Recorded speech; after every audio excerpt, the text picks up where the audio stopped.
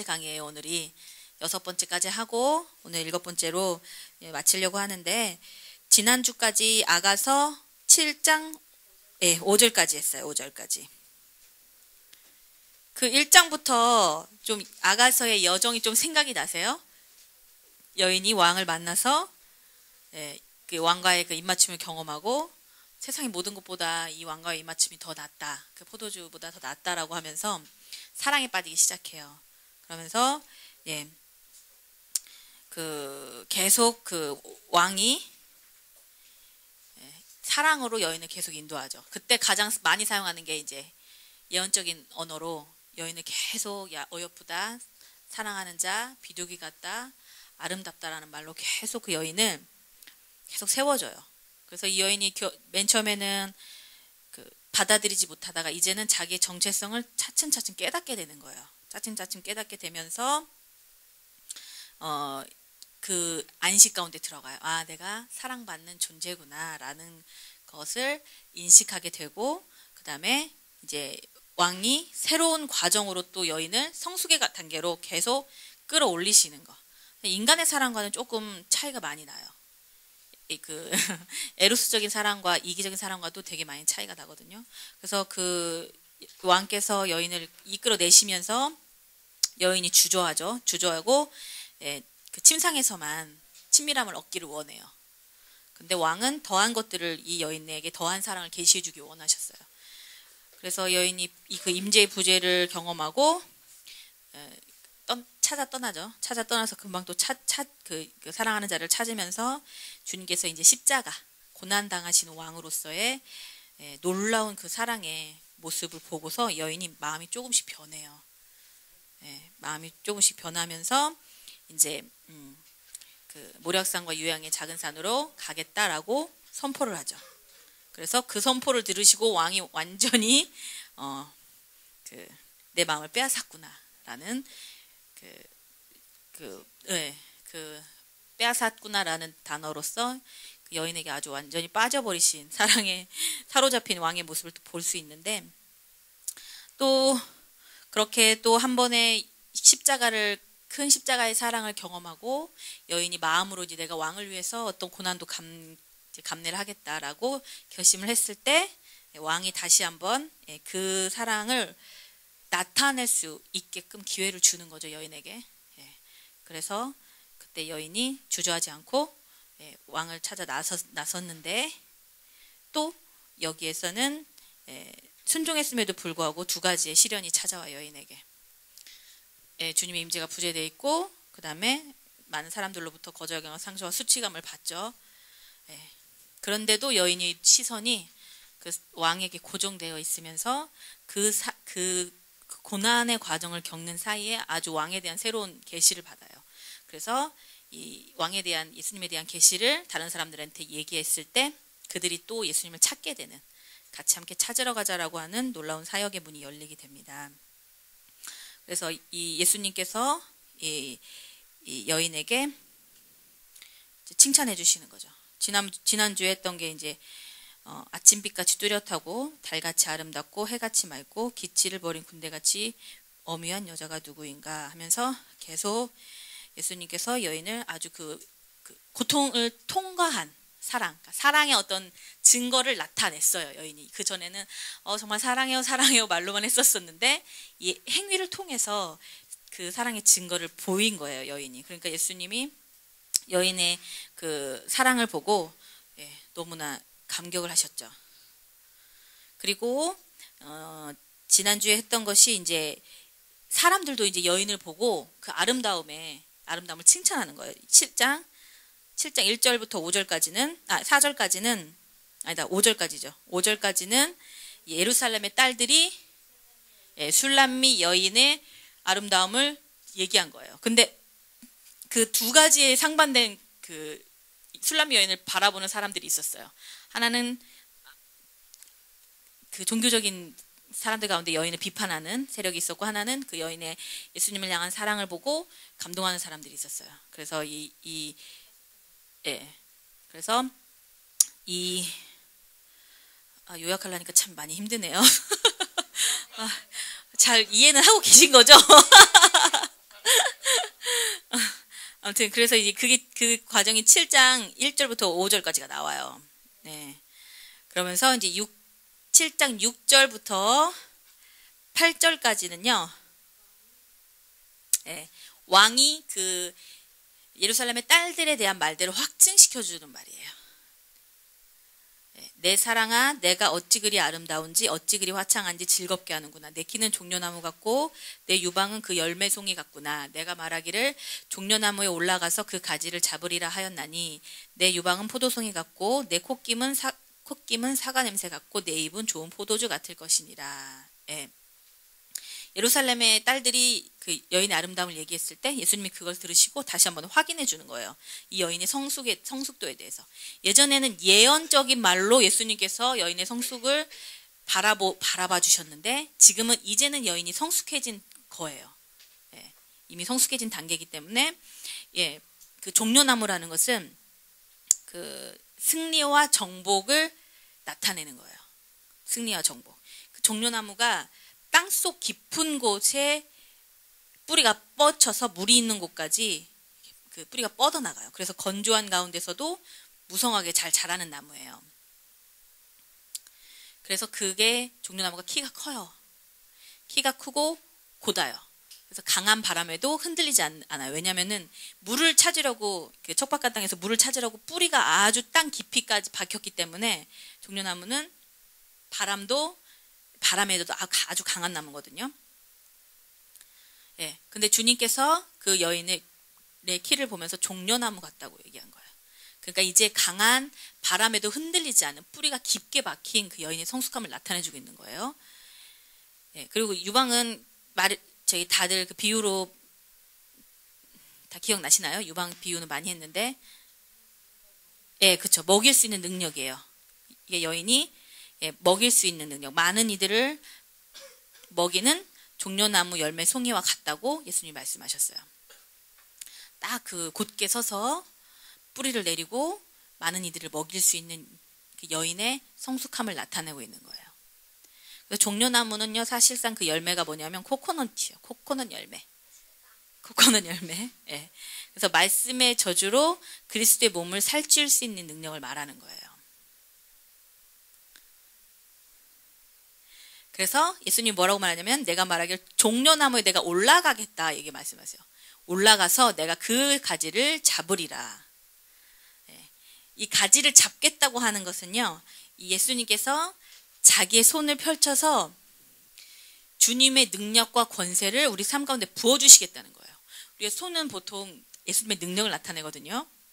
그래서 우리가 아까도 안수함의 교리를 배웠는데 어떤 기름 부으심을 전이할 때, 임파테이션 할 때도 안수를 통해서 손을 통해서 나아가고 치유할 때도 손을 얹어서 기도하라는 표현이 있잖아요. 손은 예수님께서 그 가지를 손을 펼쳐서 잡았다는 것은 그 능력과 권세를 여인의 삶 가운데 부어주시겠다는 의미예요. 그래서 술람미 여인이 모든 이런 과정을 지나면서 어려운 과정을 지나면서 권세와 능력을 받을 만한 존재가 된 거예요. 예. 그리고 이 종려나무 가지를 잡았다는 것은요, 연합됨을 의미해요. 함께 있다는 거. 그래서 예수님과 연합된 삶 안에서 능력과 권세가 나타나는 것을 의미하고 있어요. 요한복음 15장 5절에 보면 나는 포도나무요 너희는 가지라. 그가 내 안에 내가 그 안에 거하면 그 사람은 열매를 많이 맺나니라 말씀이 있죠. 예. 연합된 삶. 예수님과 나와 연합된 삶 가운데 열매가 많이 맺어지는 거예요. 예수님의 사역을 보면요, 예수님께서 이 땅에서 하나님과 온전히 하나가 되셨기 때문에 예수님의 말씀에는 권능이 있었어요. 왜냐하면 예수님이 하시는 말씀이 곧 하나님의 말씀이셨거든요. 그리고 아버지와 항상 그 기도로서 친밀함을 유지했어요. 그래서 오늘 하루에 어떤 일을 해야 되는지 하나님으로부터 직접 받으시고 내가 듣지 않고 보지 않고 아무 일도 하지 않았다고 예수님 말씀하셨거든요. 그래서 그날 하나님의 뜻이 무엇인지를 물어보고 예수님께서 그대로 행하셨던 거예요. 예, 성령님께서도 저에게 좀 이런 것들 많이 원하시는 것 같아요. 그렇죠? 우리가 많은 사역을 하는데 내 사역을 할 때가 많아요.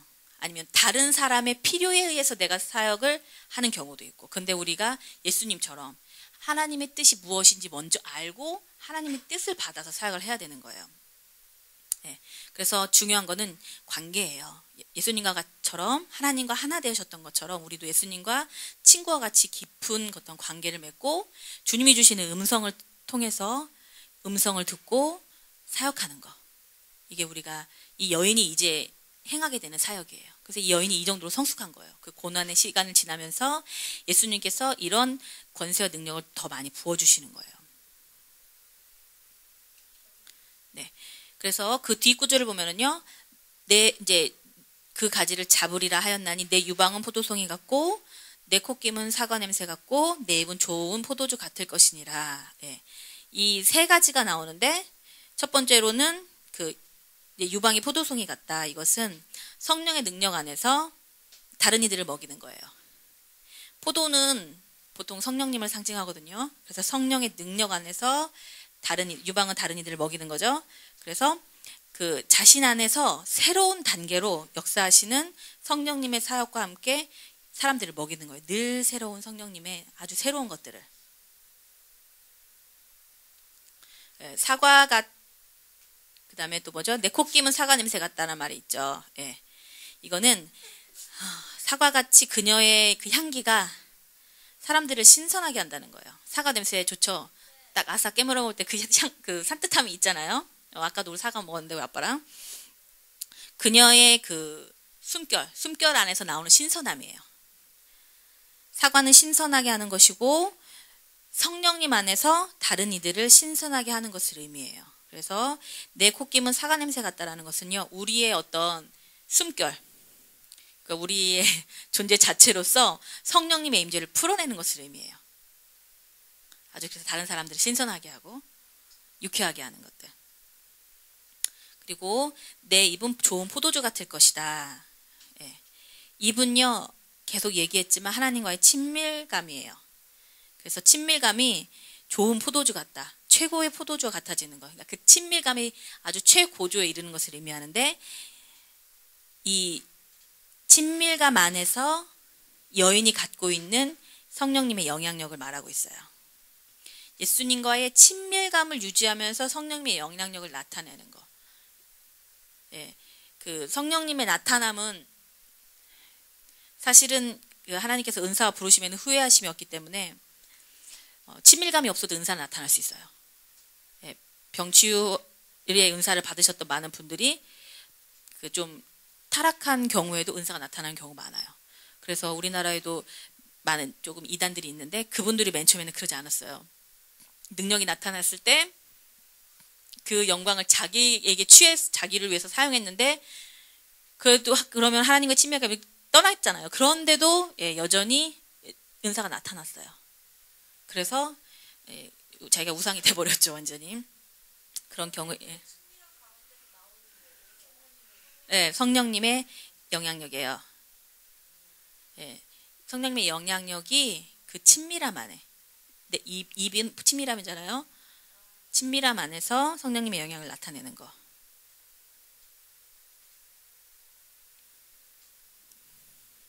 예, 이 구절 이해 가셨나요? 예. 그러면 아가서 7장 9절 보겠습니다. 이 포도주는 내 사랑하는 자를 위하여 미끄럽게 흘러내려서 자는 자의 입을 움직이게 하느니라. 네. 포도주는 아까 성령님을 나타낸다고 그랬잖아요. 예. 미끄럽게 흘러간다. 느낌이 어떠세요?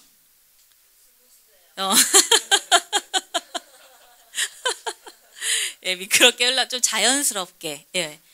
예, 이거 좀 미끄럽게 흘러가는 포도주는요, 성령님의 그 인도 가운데 즉각적으로 동의하면서 거리낌 없이 나아가는 그녀의 행동을, 그녀의 삶을 언급하는 거예요.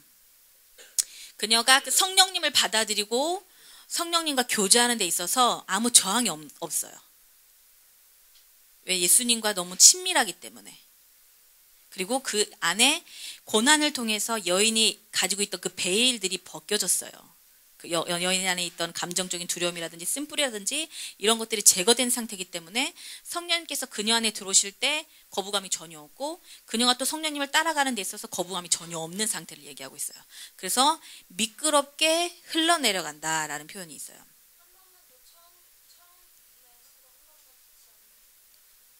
뭐죠? 처음에 뭐?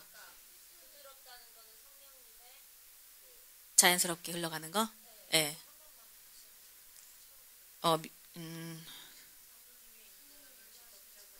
어, 즉각적으로. 네, 즉각적 동의. 네.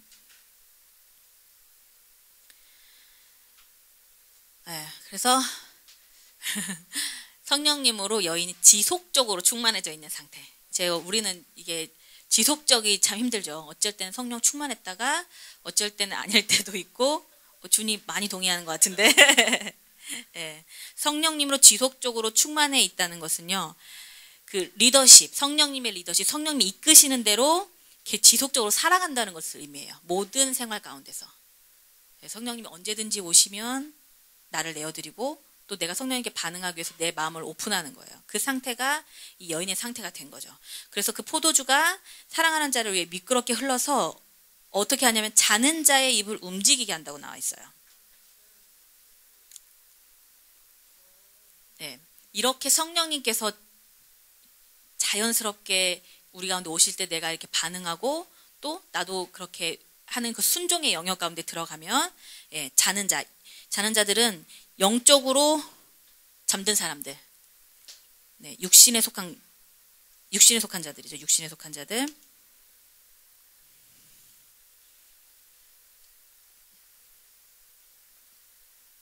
그들 가운데 그들을 움직이게 해요. 그들의 입을.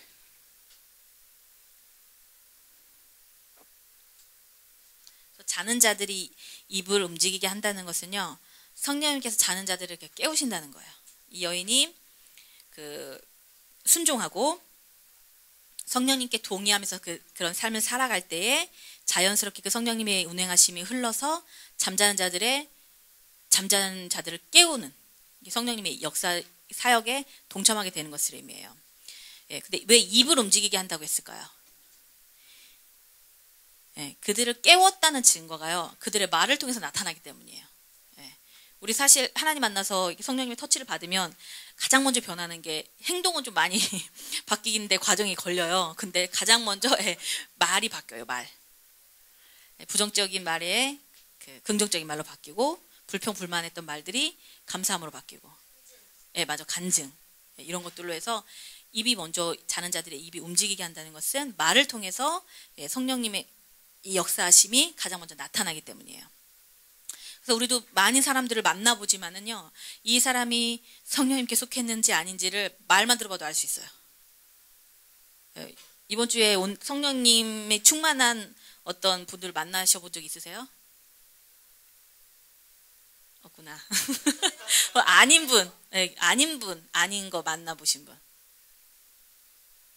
제가 지체들 얘기 들었는데, 집에 갔다 왔는데, 아버지랑 등산을 갔는데 아버지가 너무 부정적이라는 거예요. 뭘 봐도 이렇게 나무를 봐도 이게 꺾어져 있으면 이거 왜 꺾어져 있냐.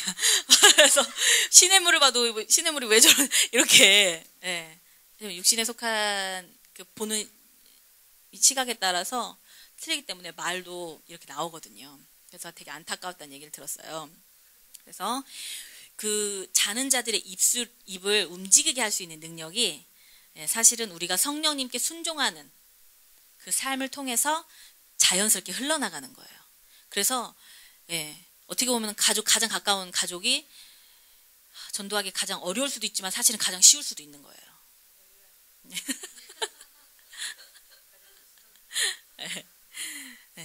또 좀 성령님의 사역에 대해서 조금만 더 들어가 보면은요, 성령님의 은사도 있고 성령님의 은사를 성령님의 나타남이라고 하지만 성령님이 일하시는 것 중에 가장 큰 일이 있어요. 그 중에서 하나가 예수님께로 우리 마음을 향하게 하고 예수님을 더 사랑하게 하는 거예요. 아무리 큰 은사가 나타났다 하더라도 우리 마음이 예수님께로 멀어지고 있다면 이거는 성령님의 사역이 아닐 수도 있어요. 궁극적으로 성령님이 원하시는 사역이 아닐 수도 있어요. 성령님의 사역 중에 가장 중요한 사역이 뭐냐면 우리 마음을 예수님을 더 사랑하게 만든다는 거예요.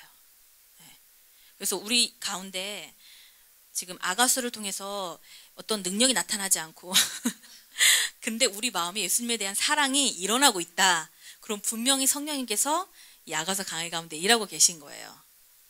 1장부터 1강부터 6강까지 하면서 좀 마음에 사랑의 마음이 일어나셨어요? 억지로 대답할 것 같은데. 그럼요. 네, 위로. 아, 그랬구나. 위로하시는 예수님의 사랑을 경험한 거죠? 네. 아무튼 네. 그 로마서 5장 5절에 보면은 소망이 부끄럽게 하지 아니하면 우리 가운데 주신 성령으로 말미암아 하나님의 사랑이 우리 마음에 부음받음이니. 네. 성령님께서 가장 하시는 사역 중에 가장 큰 거는 우리 가운데 우리로 하나님을 더 사랑하게, 예수님을 더 사랑하게 만드시는 거예요. 네. 그래서 그분께 순종할 때요. 예수님, 성령님께 순종할 때 우리 가운데 예수님의 사랑이 더 많이 흐르게 돼서 자는 자들을 깨우게 되는 것입니다. 네. 다음 구절 넘어갈게요. 아가서 7장 10절입니다. 나는 나의 사랑하는 자에게 속하였구나. 그가 나를 사모하는구나. 네. 이것도 제가 볼 때는 아주 중요한 구절 중에 하나예요. 이 여인이 자신이 누구인지에 대해서 올바른 정체성을 딱 가지고 선포하는 구절이에요, 이게. 계속 예수님께서 동일하게 사랑한다, 사랑한다, 사랑한다 어여쁜 자에 계속 말씀해 주셨음에도 불구하고 여인이 처음에는 미성숙했어요. 근데 이제는 여인이 계속 그 과정을 겪으면서 예수님의 사랑을 느끼고 말로만이 아니라 실제적으로 예수님이 자기를 위해서 행하신 어떤 고난에 동참하면서 그 실제를 경험하게 됐어요. 그 사랑이 얼마나 위대한 헌신이 포함되었던 사랑이었는지. 자기 자신을 다 내어주기까지 그 사랑하신 그 사랑을 여인이 좀 맛을 본 거죠. 자기가 고난을 당하면서. 그래서 아가서 7장 10절에 여인이 자신의 정체성을 확실하게 인식하고 있는 그 구절이에요. 신부로서의 정체성을 가지고 있는 거예요. 나는 나의 사랑하는 자에게 속하였다. 그리고 뭐라고 하냐면 그가 나를 사랑한다. 예수님이 나를 사랑하신다는 거예요. 이게 아시나요? 다 알아요. 지식적으로는 어느 정도 다 알아요. 근데 실제적으로 우리 부트캠프 가서 장학 형제님께서 내가 하나님을 사랑하지 않는 것 같다. 한 번도 그런 고백을 한 적이 없다. 고민을 많이 하셨어요. 묵상을 많이 하면서. 그래 부트캠프 그 다음에 월요일날 저 아침에 문자가 왔더라고요. 답은 십자가라는 거예요. 하나님이 나를 먼저 사랑하셨다는 걸 내가 받아들여야 내가 주님을 사랑한다는 걸 알 거 아니에요. 왜냐하면 사실상으로 먼저 주님이 우리를 사랑하셨기 때문에. 근데 자기가 십자가를 지식적으로는 안다는 거예요. 자기 자신을 위해서 돌아가시고. 근데 이게 경험되어지지 않고 실제적으로 다가오지 않으니까 진실한 사랑이 그 성자님의 마음 가운데 일어나지 않는다고 그러면서 기도 부탁을 하시더라고요. 그래서 제가 너무 기뻤는데 그게 참 스타트인 것 같아요. 시작. 내가 지식적으로 알고 있구나. 우리도 사실은 주님이 나를 너무 많이 사랑하신다고 알고 있지만서도 그 사랑이 어느 정도인지는 경험해본 만큼만 아는 거예요. 사실은 그렇죠. 근데 이 술람미 여인은 그 고통과 또 예수님의 그 고난의 과정을 통과하면서 경험했어요. 예수님의 사랑을. 그래서 이제는 나는 나의 사랑하는 자에게 속하였고 그가 나를 사모한다 라고 자신의 신부로서의 정체성, 신랑의 사랑을 받고 있는 신부로서의 정체성을 가지고 왕의 사랑을 확신하고 있는 거예요. 그녀는 자신을 위해서 헌신하고 고통을 감내하고 죽음을 이긴 왕의 사랑에 대한 그 전적인 신뢰 안에서 그 어두운 밤을 통과했어요. 그렇죠? 그러면서 그 사랑이 더욱 견고해졌거든요. 그녀는 그러면서 더 이상 자신의 기쁨과 요구를 구하지 않게 되었고 그 자신만을 위해서 살지 않게 되었어요. 왜냐하면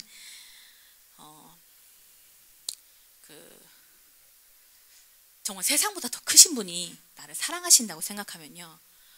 더 이상 채워야 될 것이 없어요. 부족함이 없어요. 그래서 그 다윗이 여호와는 나의 목자시니 내가 부족함이 없다라는 것이. 그래서 더 이상 자기 자신을 위해서 구해야 될 어떤 것이 없는 거예요. 왜냐하면 그 분이 내 안에 계시기 때문에 너무나 지금 충만한 상태인 거예요. 채워져 있는 상태. 그래서 이제는 더 이상 여인이 초점이 자기 자신 것을 구하거나 자기 자신을 위해서 사는 삶에서 이제 벗어나게 된 거예요. 이 삶이 예수님의 사랑을 경험한 자의 삶이에요. 네. 그래서 하나님의 사랑을 입은 존재라는 그 확신에 빠져 있는 거, 이게 볼 때는 그 최고의 삶이 아닌가라고 생각이 들어요. 그래서 여인에게 이제 더 이상 근심이 없어요. 왜? 진짜 강한 능력의 왕이 나를 사랑하는 자니까. 그렇죠? 그리고 모든 것을 해결해 줄 수 있는 분이 날 사랑하는 사람이기 때문에 근심할 필요가 없는 거예요. 예. 그리고 우리의 모든 소망과 우리의 모든 필요를 다 아시고 그 하늘의 보좌에 올라 계신 그 능력의 왕이 우리의 연인이기 때문에 이 여인은 더 이상 이렇게 어떻게 보면 거지처럼 이렇게 구걸하는 삶이 아니에요. 이제는 자기가 나눠줄 수 있는 삶이 된 거예요. 그 사랑을 충분히 받은 것, 그 자기의 정체성을 인식하고 있기 때문에. 그래서 우리도 그랬으면 좋겠어요. 계속 그런 단계로 지금 나아가고 있지만은 계속 하나님의 더 깊은 사랑을 받으면 받을수록 아까도 말했죠. 용서를 받아야 용서할 수 있다. 그 말 맞는 것 같아요. 우리가 하나님이 나를 정말 사랑하신다는 그 사랑 안에 충만해졌을 때에 비로소 우리가 채워지는 거예요. 그리고 나서 그 사랑을 다른 사람에게로 흘러보낼 수 있는 10절 중요한 구절이라고 생각해요. 저는 이 정체성 잊지 않으셨으면 좋겠어요. 때로는 우리가요 실수하면은 내가 주님을 사랑하지 않는 존재인가, 주님이 나를 사랑하지 않을까라는 어떤 의심이 들어올 때가 있잖아요. 우리 유치부에서 나는 너를 사랑해라는 책을 맨날 읽어주는데 이렇게 있어요. 책이 되게 잘 만들어졌어요. 그래서 우는 표정이 있고 이걸 딱 내리면 웃는 표정으로 바뀌어요. 그럼 나는 내가 슬플 때도 기쁠 때에도 어느 때나 너를 사랑해. 이게 하나님의 음성이에요. 그래서 고원이한테 고원이 언제 울어요? 그럼 뭐 다 질문하거든요. 언제 웃어? 언제 좋아? 막 그렇게 물어보는데 고원이가 그럼 하나님 고원이가 울고 있을 때 슬퍼할 때도 하나님이 고원이 사랑하실까? 그럼 아니요. 아니야. 고원이가 슬퍼서 울고 있을 때도 하나님 고원이 사랑하셔. 이렇게 바꿔주는 건데 아이들도 그런 의식이 있나 봐요. 웃을 때만 하나님이 자기 좋아하시고 막 자기가 좀 안 좋거나 슬퍼했을 때는 안 좋아하실 거라는, 사랑하지 않으실 거라는. 근데 여인은 우리가 실수할 때도 예수님은 여전히 우리를 사랑하는 분이세요. 그 정체성은 진짜 꼭 붙잡으셔야 돼요. 이 아가서에서 붙잡아야 될 한 가지가 바로 이거거든요. 하나님이 나는 하나님의 사랑을 받는 존재다. 내가 어떤 모습이라든지. 그렇지만요, 그 사랑의 성숙도가 계속 깊어지기를 위해서 우리가 더 나아가야 되는 거예요. 부족할지라도 연약할지라도 사랑하시지만 성숙한다면 얼마나 주님께서 기뻐하시겠어요? 네, 그 다음 구절 넘어갈게요. 아가서 7장 11절. 내 사랑하는 자야, 우리가 함께 들로 가서 동네에 유숙하자. 우리가 일찍 일어나서 포도원으로 가서 포도움이 돋았는지 꽃술이 퍼졌는지 석류꽃이 피었는지 보자. 거기서 내가 내 사랑을 내게 주리라. 합한 채가 향기를 품어내고 우리 문 앞에는 여러 가지 귀한 열매가 새것 묵은 것으로 마련되었구나. 내가 내 사랑하는 자 너를 위하여 쌓아둔 것이로다. 11절부터 13절까지 읽었어요. 이게 여인의 말이에요. 여인의 말. 여인이 이제는 예수님께 이제 예전에는 예수님이 여인을 끌어내시기 위해서 이렇게 함께 가자, 내 사랑하는 자 함께 가자 했는데 이제는 여인이 자신의 어떤 자신의 삶보다 하나님이 원하시는 삶, 예수님이 원하시는 삶에 예수님이 더 기뻐하시는 삶에 초점이 맞춰져 있기 때문에 예수님께 함께 가자고 얘기하는 거예요. 왕에게 함께 우리가 들로 가서 동네에 유숙하면서 사역의 현장 속으로 들어가자고 강구하는 거예요. 근데 여인이 함께 가자라고 나오죠. 중요한 건 우리가 사역하기 전에 강구해야 될 것은 뭐냐면요. 주님께 주님 함께 해주세요. 함께 하는 거. 그리스도의 몸된 공동체 안에서 또는 우리가 학교나 일터에서 우리 맡겨진 일들을 하고 있잖아요. 근데 그 일들을 감당하기 위해서 가장 중요한 건 뭐냐면 함께해요. 그래서 신부는 이 여인은 그걸 너무 잘 알고 있었어요. 그래서 이 신랑이신 예수님께 함께 가자고 사실은 기도하는 거예요. 간구하는 거. 예수님 나와 함께 해주세요라고 하는 거예요. 그리고 예전에는 여인이 침실에서만 친밀감을 누렸잖아요. 근데 사역하는 가운데서도 여인이 예수님과의 친밀함을 경험하게 되는 거예요. 함께 하면서.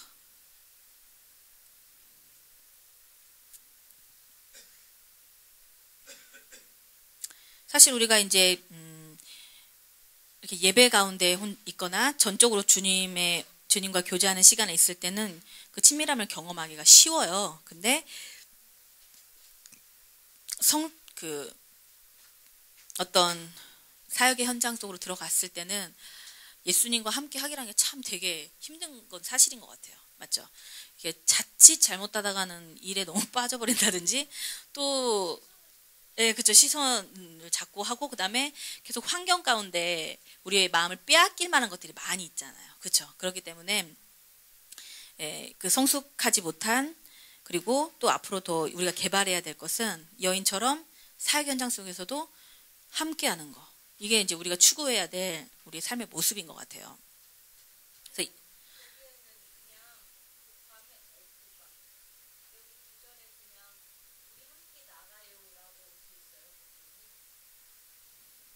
함께 들로 가서 동네 유숙하자.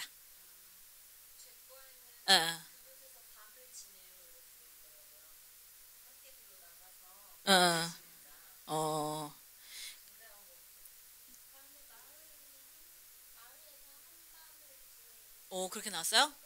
밤을 지내자. 아, 그러네. 그렇구나. 그러네요. 유숙하자. 한자를 잘 불렀네. 그렇구나. 네. 그래서 그 어두운 밤의 그 두려움 가운데서 여인이 사역을 하면서 예수님과 함께 뭐라고 나왔냐면은 내가 거기에서 내가 내 사랑을 당신에게 주겠다라고 얘기하는 거예요. 놀랍죠? 어두울 수 있고 또 위험할 수 있는 그 사역의 현장 가운데서 거기에서 여인이 이제 예수님께 사랑을 드릴 수 있을 만큼 성장한 거예요. 네. 네, 우리도 이렇게 이제 여인이 성숙한 것처럼 우리도 성숙함이 필요하겠죠. 어려움, 핍박, 그다음에 실망 가운데서도 여전히 예수님을 향해 굳건한 사랑 가운데 걸어가는 여인의 모습을 보면서 저도 많이 도전이 됐어요. 네. 거기에서 내 사랑을 내게 주리라. 네. 그 우리 전도사님께서 김성천 전도사님께서 그 어디 터키 아니요 어디지? 인도 거기 어디였었지? 딴 데 갔었잖아. 딴 나라. 네팔. 네팔. 네팔에 계셨었을 때 참 그 외로움에 대해서 많이 거기 얼마나 그 참 힘들겠어요. 같이 이렇게 예배드릴 그 공간도 없고 같이 이런 찬양할 수도 없고 막 이러니까 그 외로움과 되게 많이 싸웠었을 거예요. 그래서 이 전도사님께서 성숙의 시간이 많이 되셨을 거라고 생각하는데 그곳에서 내가 있는 그 현장 하나님께서 어디로 보내실지 모르겠지만 그곳에서 내가 내 사랑을 주님께 드린다는 거 놀라운 여인의 고백이에요. 여인이 그만큼 이제 성숙한 거예요. 준비하세요. 이제 어디로 가실지 모르니까 그곳에서 요르단도 있고 많이 있어요. 저는 북한이에요. 어떤 장소든지 가네요. 그곳에서 우리가 나의 사랑을 캠퍼스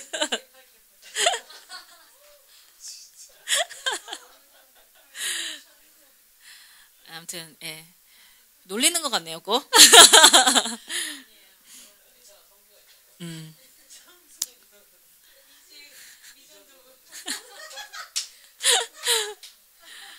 근데요, 저는 이걸 하면서 많이 바뀐 게 뭐냐면, 지금 우리가 웃고 있지만, 만약에 하나님이 그곳을 보내셨다면요, 정말 더 큰 사랑을 경험할 수 있는 시간이에요.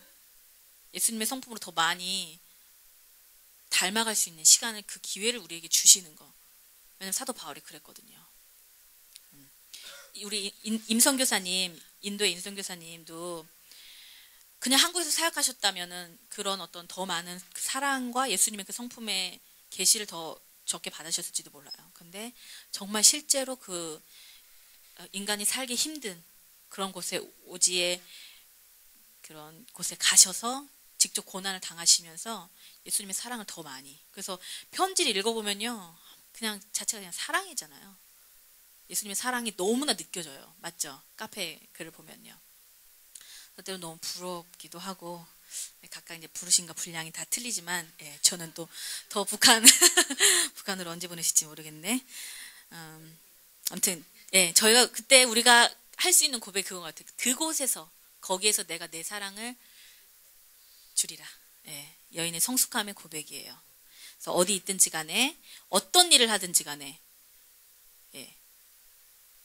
함께 하는 거, 예수님과 함께 하는 거. 그 사역의 일터에서, 때론 공동체에서, 학교에서 예수님께 사랑을 드리는 여인의 모습이 우리의 모습이 됐으면 좋겠습니다. 네. 그 신부가 이제 이렇게 되기까지는 역경이 필요했어요. 그냥 한순간에 이렇게 되지는 않았잖아요. 그 영원의 어두운 밤이라는 어두운 그 밤을 통과하면서 그 예수님의 사랑 안에서 예수님의 사랑을 믿는 믿음 안에 걸어가면서 이 여인이 성숙해졌거든요. 이제 사도 바울이 이런 고백을 했어요. 빌립보서 3장 10절에 내가 그리스도와 그의 부활의 권능과 그의 고난의 참회함을 알려하여 그의 죽으심을 본받아. 네. 이 여인이 사도 바울과 같은 사도적 권세를 갖게 됐어요. 그 사도 바울은 고난을 통해서요, 그 예수님의 죽으심을 본받는 삶을 통해서 그 고난에 참여하면서 부활의 권능을 더 깊이 알게 됐어요. 그 주님의 사랑을 더 깊이 알게 됐어요. 사도행전 16장에 보면은 사도 바울이 감옥에 갇혔어요. 왜 주님 복음을 전하는데 왜 감옥에 갇혀야 돼요? 맞죠?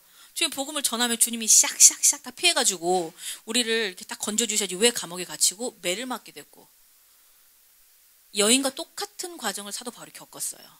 내가 주님을 위해서 헌신하면서 이렇게 떠났어요. 그렇죠? 떠났죠? 그 안디옥 교회 그 안전한 장소를 떠나서 그 갔는데 복음을 전했을 때 감옥에 갇혔어요. 그 영혼의 어두운 밤. 주님이 안 계신 것 같은, 주님이 나를 도와주시지 않을 것 같은 그 시간을 경험하면서 이 사도 바울이 한 게요, 간수에게 복음을 전했어요. 거기 어디 있든지 간에 주님의 사랑을 전한 거예요. 사도 바울이 다른 어떤 사도들보다 더 많은 사역을 했고 또 더 많은 고난을 당했어요. 고린도서 15장 10절에 보면은 내가 모든 사도보다 더 많이 수고하였으나 내가 한 것이 아니요 오직 나와 함께 하신 하나님의 은혜로다. 이렇게 고백을 했고, 고린도서 11장 23절에서 28절에 보면은요, 그 사도 바울께서 그 고난 당하신 고난이 어떤 것인지 나와 있어요. 한번 찾아볼까요? 찾아보세요. 고린도서 11장 11장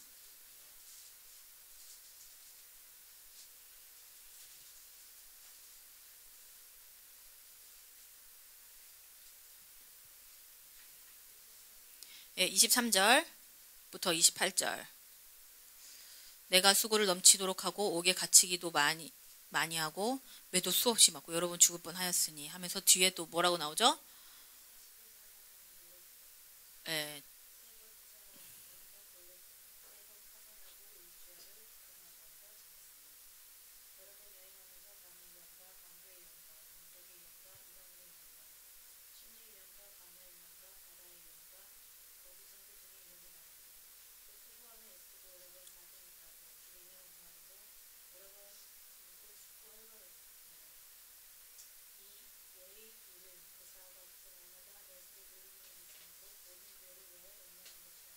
네, 거기까지요. 네. 사도 바울의 고난 겪은 거를 쭉 써놓으셨죠. 사도 바울의 다른 어떤 사도들보다도 많은 사역을 했지만 많은 어려움을 겪었어요. 그렇기 때문에요, 그에게 하나님의 사랑이 더 많이 부어졌을 뿐만 아니라, 계시가 더 부어졌을 뿐만 아니라 권세가 생겼어요. 성숙함이죠. 이 여인이 받았던 권세가 이 사도적인 권세예요. 그래서 하나님께서 우리를 어려움 가운데로 이렇게 고난의 과정 가운데 초청하시는 것은 사실 우리에게 사도적 권세를 부어주시기 위함이에요. 그리고 그 모든 상황 가운데요, 예수님의 사랑하는 법을 배우게 돼요. 우리가 이렇게 그냥 사랑의 말로만 이렇게 할 때는 어떻게 사랑해야 되는지 잘 모르지만요, 고난을 겪으면서, 솔직히 저 결혼에서도요, 언제 사랑이 가장 커지냐면요, 집안에 어려운 일이 닥쳤을 때, 이 고난을 같이 겪어나가면서 서로 사랑하는 법을 배우게 돼요. 그리고 가장 많이 다퉜을 때, 그때 서로의 어떤 아픔을 더 이해하게 돼요. 그게 드러나는 시기에. 그래서 하나님께서 그 고난과 때로는 고통의 시간, 또 실망할 수 있는 시간을 우리 가운데 허락하시는 이유는요, 예수님을 사랑하는 법을 배울 수 있는 시간이 되는 것이고, 또 한 가지는 사도적인 권세를 우리 가운데 부어주시기 위함이에요.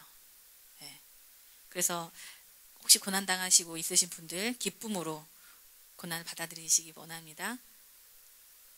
싫다고요?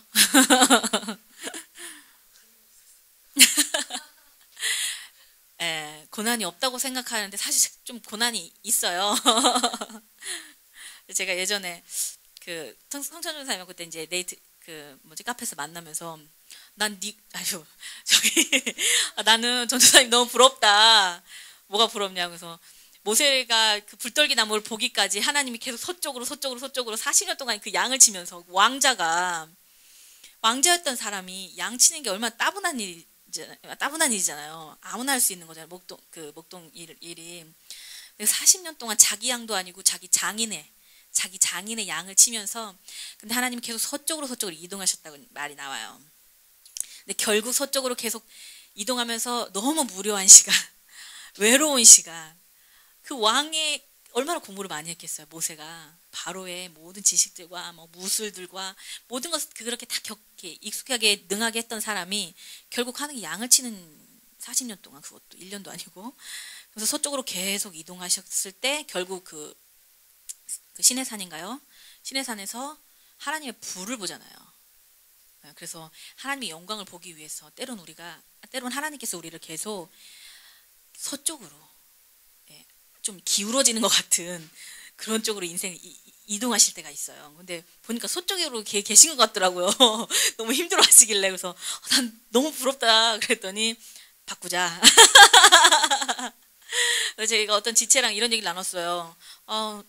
너무 나도 서쪽으로 가고 싶은데, 그랬더니 사모님 사실 생각해 보세요. 우리가 이렇게 지하에 있는 거 이거 서쪽일 수 있어요. 생각해 보니까 또 그런 것 같기도 하고. 근데 좀 은혜로 이렇게 이 시간들을 잘 보내고 있는 것 같아요. 또 합판체라는 게 나오죠. 합판체가 향기를 뿜어내고 우리의 문 앞에는 여러 가지 귀한 열매가 새거 묵은 것으로 마련되었구나. 내가 내 사랑하는 자 너를 위하여 쌓아둔 것이로다. 합판체가요, 성경에 딱 2번이 나와요. 아가서에 1번 나오고 창세기 1번이 나오는데, 제가 인터넷으로 합판체를 찾아봤거든요. 꽃이더라고요. 꽃인데 아름다운 향기를 가진 자주색의 꽃이에요. 그래서 꽃이 지면은 이렇게 노란 열매를 맺어요. 그리고 이제 뿌리가 아주 되게 굵고 이상하게 생겼어요. 그래서 이것도 되게 희귀한 어떤 식물이라고 그 이스라엘 지역에서는 나와 있는데, 이 합판체가 왜 여기에 나왔냐면은 그걸 설명해 드릴게요.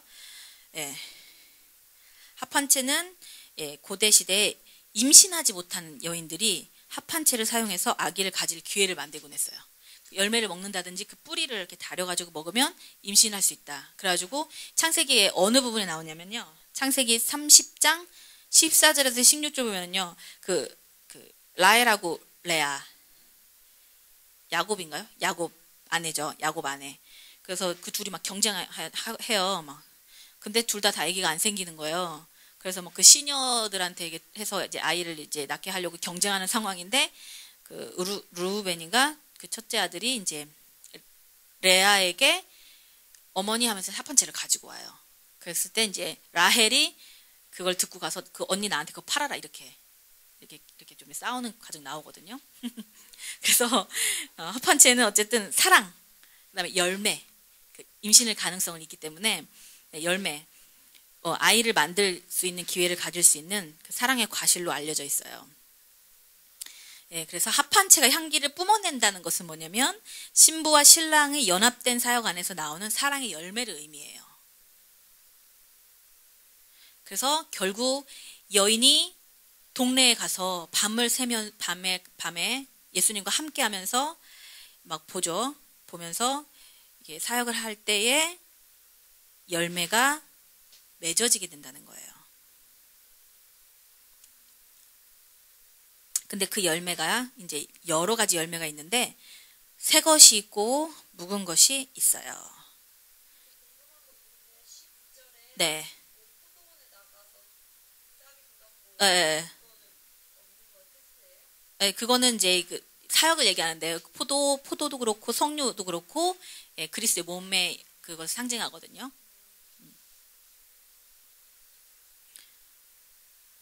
그래서 다양한 어떤 그리스도의 몸의 사역 또는 일터나 직장에서의 사역 이런 것들을 많이 의미하고 있어요.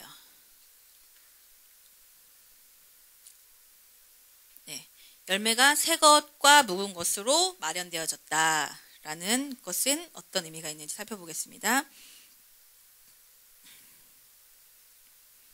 새 것은 참 좋아요. 성령님은 또 항상 새롭게 성령님의 파더라고 하는데 성령님의 그 큰 움직이심을 성령님의 파더라고 이제 경험을 그 비유를 하는데 성령님께서 항상 지금 시대에도 얼마나 새로운 일들이 많이 있는지 모르겠어요. 그렇죠? 근데 여기에서는 열매가 새 것뿐만 아니라 묵은 것으로 마련되어 있다고 나오거든요. 묵은 것은요, 오래된 진리예요. 오래된 거. 오래된 진리. 예. 근데 그 오래된 거일수록요, 소장 가치가 있어요.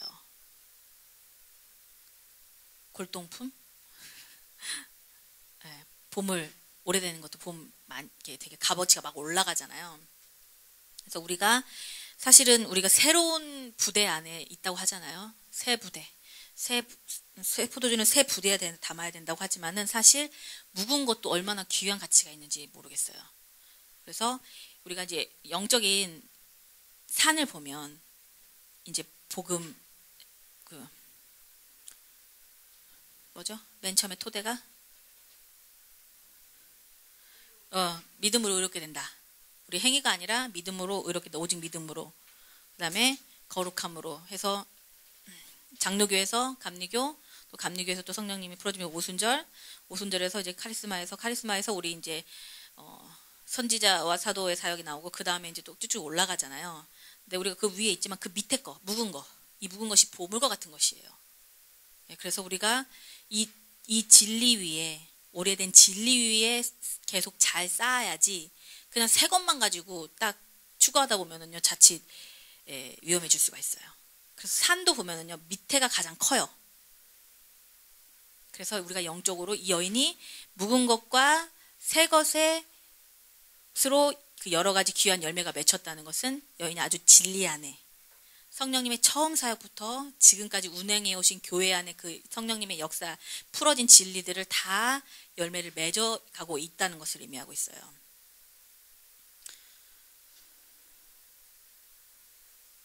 네. 우리가 사실은 지금 계속 시간이 지날수록 마지막 때에 점점 더 가까워지고 있는 세대에 살고 있잖아요. 그렇죠? 예, 그런데 그동안 풀어졌던 진리의 토대 위에 사실은 새로운 것이 풀어지고 있는 거예요. 새로운 것이 어디 뿅 하고 생겨난 게 아니라 그동안 풀어졌던 묵은 것 위에 있고 또 어떤 분은 이거를 구약, 신약으로 비교하는 분들도 있어요. 묵은 것은 구약이고 새 것은 신약이다 이렇게 하는데 저는 그것보다 이 영적인 진리가 풀려지는 거 그걸로 저는 좀 포커스를 맞춰서 준비했어요. 네. 우리가 늘 그 새롭게 일하시는 성령님을 환영해야 되지만서도 그 이전에 성령님께서 행하셨던 여러 가지 그 진리들, 풀어졌던 진리들과 부흥들, 그래서 배워야 될 것이 분명히 있어요. 맞죠? 예. 그 안에서 든든히 서야 예, 우리가 넘어지지 않을 수가 있어요. 그리고 이 여인이 그 새 것과 묵은 것으로 마련된 그 여러 가지 열매를 사랑하는 자를 위해서 쌓아두었다라는 표현을 쓰고 있어요. 예, 보물을 쌓아둔다라는 표현이 마태복음 6장 20절에 나오죠. 너는 하늘에 보물을 쌓아두라. 이 땅에 쌓아두지 말고 하늘에 쌓아두라고 하잖아요. 우리가 이제 사역을 하면서 얻게 되는 그 열매들이 있어요. 열매들을 다시 주님을 위해 쌓아놔야 되는 거예요. 내가 취하는 게 아니라, 내 영광을 얻기 위해서 내가 사용하는 게 아니라 주님을 위해서 다시 쌓아드리는 거. 이 모습의 아름다운 모습이 요한계시록에 나와요. 제가 이 모습을 되게 좋아하거든요. 24 장로들이 주님의 보좌 앞에서 자신의 그 면류관이 사실은 열매예요. 그동안 사역하면서 받았던 그 열매들을 그 보좌 앞에서 예수님께 다시 던져드리죠. 진짜 최고의 경배가 아닌가 싶어요. 그래서 그 면류관 주께 드려 뭐 영광의 왕께 뭐 경배하는 그런 찬양인데 그거 되게 좋아하거든요. 그런 상상을 많이 했어요. 나도 그런 진짜 나에게 그 면류관이 쓰여졌을 때 주님 앞에 섰을 때 내가 그 면류관을 다시 주님 앞에 드리는 그 장면 상상해 보셨어요? 네, 되게 좀 제가 좋아하는 모습 그런 장면 중에 한 장면이에요. 다시 주 앞에 올려드리는 거. 너무 그것을 받으시기 너무 합당하신 분이기 때문에요. 우리의 사역의 모든 열매는요, 주님께 다시 드려져야 해요. 아니면 우리가 타락할 수 있습니다. 여인은 근데 이제 초점이요, 오로지 그냥 온리 지저스. 예수님께만 초점이 맞춰져 있어요.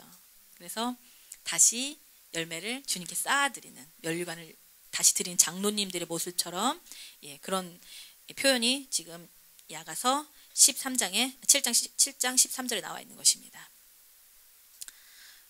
드디어 8장으로 넘어갑니다. 마지막 장.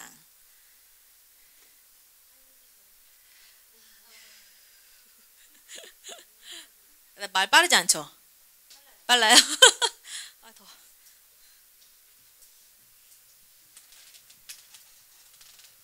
다음 주까지 준비하기 너무 힘들 것 같아가지고 제가 몸 상태가 오늘 마지막으로 다 끝내고 싶어가지고.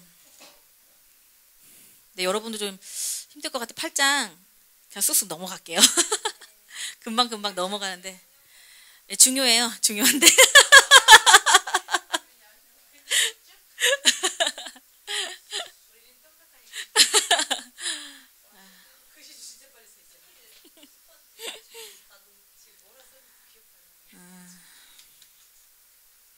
큰일 났네.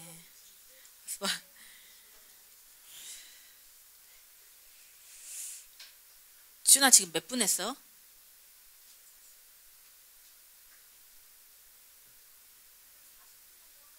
그래, 좀 더 해도 되겠죠? 52분? 8장 넘어가겠습니다. 마지막 장. 마지막 장 8장 1절부터 2절까지 읽어볼게요. 내가 내 어미의 젖을 먹은 오라비 같았더라면 내가 밖에서 너를 만날 때 입을 맞추어도 나를 업신여길 자가 없었을 것이라.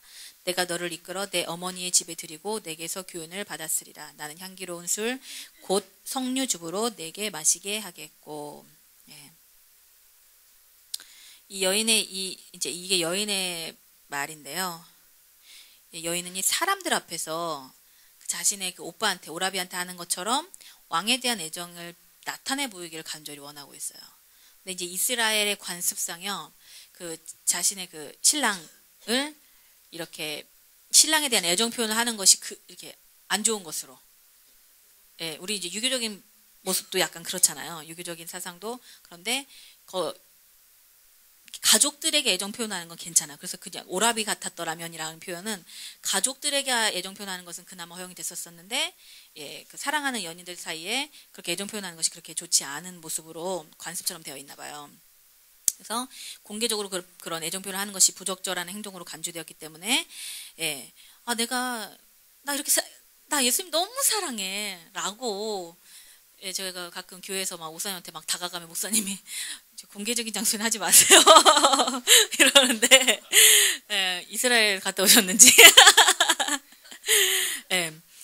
그 공개적으로 너무나 사랑하는 것을 표현하고 싶은 거예요. 여인이 나 예수님 너무 사랑해 하면서 그렇게 입맞추라고 나오잖아. 너를 이렇게 만났을 때 입맞추어도 나를 업신여길 자가 없었을 것이라 했던 것처럼 나는 예수님을 너무 사랑하는 존재라는 것을 나타내고 싶은 여인의 갈망이 나타나고 있어요.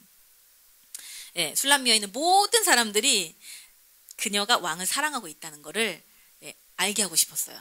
근데 그녀는 개인적인 그런 관계를 모든 사람 앞에 드러내면 안 될 수 있다는 그 필요를 알고 있었던 거죠. 그래서 그 오랍이 같았더라면 좋았을 것, 이렇게 좀 이렇게 아쉬움을 나타내고 있는 거예요.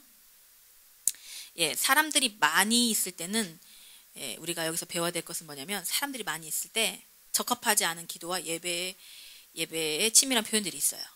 공개적인 자리에서 적절하지 못한 행동을 보인다면요, 복음에 방해가 될 수도 있어요, 사실은. 그리고 그런 어떤 왕과의 친밀한, 예수님과의 그 친밀한 그것들은 너무나 소중하기 때문에 또 잘 보호받아야 될 필요가 있는 것도 있어요. 성령님께서 운행하실 때는요, 전혀 거리낌이나 거부감 없이, 또 그런 어떤 거치는 것이 없이 그냥 부드럽게 운행하세요. 왜냐하면 성령님이 주인 되신 곳엔 자유함이 있기 때문이에요. 근데 그 자유함이란 이름으로 성령님의 운행하심이 그 어지럽게 막 여기서 아주 좀 거칠게 행동한다든지, 어떻게 표현해야 되나? 아무튼 이렇게 모든 게 가장 쉬운 건 이거예요. 가장 쉬운 거는 이제 소킹 상태 다 들어가서 아주 잠잠하게 기다리고 있는데 갑자기 막 이렇게 큰 소리로 막 그 방해하는 거 있잖아요. 그 운행하심을 방해하는 행동들. 사실은 그렇게 하고 싶어도 좀 자제를 해야 될 필요가 있는 경우가 있어요. 제가 베니 목사님 집회를 갔을 때 베니 목사님께서 성령님을 초청하실 때요, 아주 성령님께서 찬양으로 그 임재 가운데로 싹 들어가시면 이끄시면서 이렇게 하면서 하시는데, 갑자기 주최하시는 분들이 막 이렇게 노래하는 사람들도 그렇고, 그러니까 막 그 노래하는 사람을 딱 그 제지시키시더라고요. 하지 말라고 이렇게. 그러면서 또 결국에 그 사람 안 세웠죠. 바꿔버렸죠. 근데 성령님의 운행하심에 같이 따라오지 못할 경우도 있고, 또 때로는 내가 하고 싶어도 이 성령님의 운행하심을 존중해서 자제를 해야 될 때가 있는 거예요. 근데 이 여인이 그걸 알고 있었어요. 주위 사람들에게 방해가 된다거나 불쾌감을 주게 된다면 이 자제할 수 있는 지혜를 여인이 갖고 있었다는 거예요. 왜냐하면 성경에 보면은 고린도전서 14장 33절에 하나님은 어지러움의 하나님이 아니시오 오직 화평의 하나님이시다. 그리고 또 사도 바울은 뭐라고 말했냐면은 고린도 교회에게 공고하는데, 모든 것을 적당하게 하고 질서대로 해라. 성령님이 계실 때는요, 100% 자유함과 100% 질서예요. 고린도 전서 화평의 하나님이요? 고린도 전서 14장 33절, 그 다음에 모든 것을 질서대로 하라, 이거는 14장 40절이에요.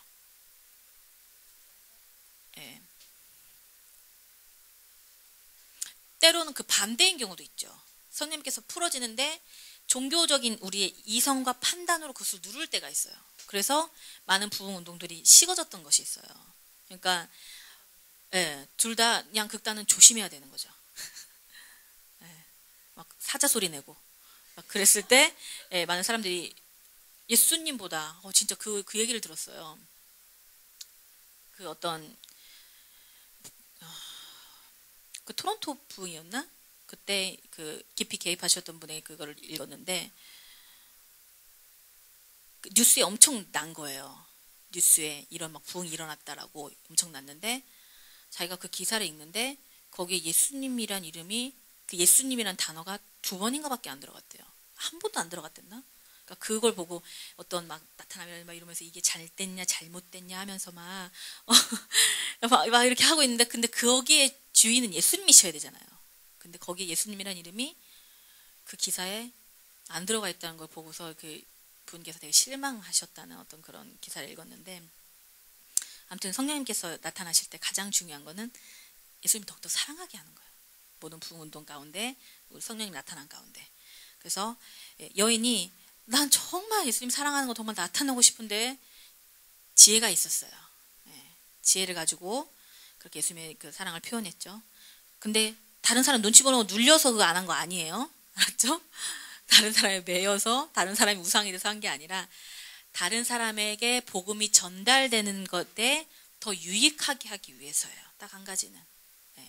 왜냐하면 그렇게 자기가 했을 때 관습상 좋지 않다면 복음에 전달하는데 방해가 될 수도 있기 때문에 오직 그 목적으로만 한 거예요. 예. 그리고 그 내 어머니의 집에 드린다고 하셨죠. 너를 이끌어 내 어머니의 집에. 어머니의 집은 교회를 상징해요. 자녀들을 많이 낳을 수 있는 그 영적인 자녀를 많이 생산하는 어머니의 집, 교회. 교회에서 예수님에게서 교훈을 받았으리라. 예. 그녀는 그녀의 이름과 그녀의 사역을 세우기를 구하지 않고 그분을 어머니의 집에 모시고 와서 그분의 교훈을 얻기를 원하는 거예요. 그분을 모시게 되기를 원하는 거예요. 그래서 그 교회에서 오직 예수님만 높여드릴 수 있는 방식으로 그분을 이끌기 원하세요. 그래서 참 얼마나 지혜가 많이 필요한지 모르겠어요. 때로 우리가 정말 내 마음은 예수님만 높이기 원하지만 우리 방식은 때로 내가 드러날 때도 많이 있잖아요. 그렇죠? 그래서 참 지혜가 되게 많이 필요한 것 같아요. 그래서 이 여인이 가졌던 그 성숙함이 필요한 시기죠. 그래서 여인이 어떻게 모셨냐면은 그 향기로운 술 곧 석류즙으로 내게 마시게 하겠다. 여인이 최고의 손님을 모시듯이 그분을 섬겼는데 이스라엘에서 손님 오셨을 때 술을 드리는데 그 포도주에 뭔가를 섞는 거, 섞는 것은 더 최고의 어떤 그거를 상징한대요. 그래서 여기 석류즙과 같이 마셨다는 것은 최고의 손님을 모시듯이 그분을 대우하는 것을 의미해요. 그래서 그리스도의 몸에, 그리스도의 교회에 예수님의 교훈을 받으면서 최고의 자리로 자신이 올라가는 게 아니라 예수님을 모시는 거죠.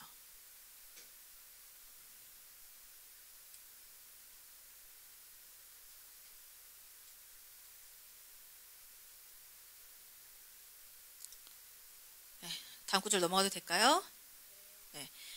8장 3절에서 4절 읽어보겠습니다. 너는 왼팔로 내 머리를 보이고 오른손으로는 나를 안았으리라. 예루살렘 딸들아 내가 너희에게 부탁한다. 내 사랑하는 자가 원하기 전에는 흔들지 말며 깨우지 말지니라.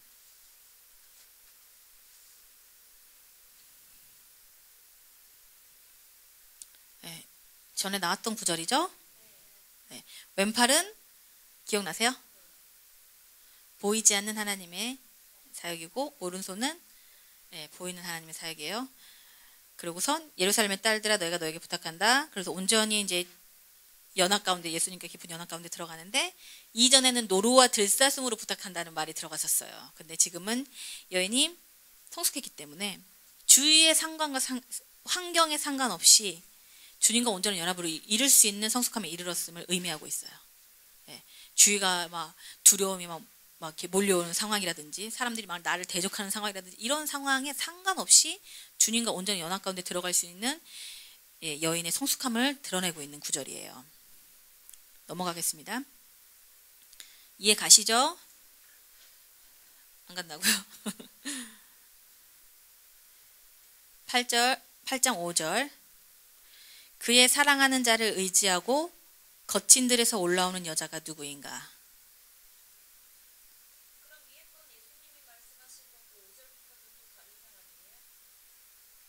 아니에요. 4절까지 다 여인이 1절부터 4절까지 다 여인이 말한 거죠.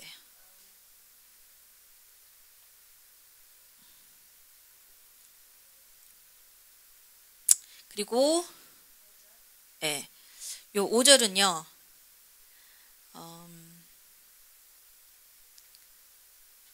이건 여인이 얘기한 것도 아니고 예수님이 얘기한 것도 아니고 제3자가 얘기한 거예요. 예루살렘의 여자들일 수도 있고요. 그다음에 성령님이라고 또 말할 수가 있어요.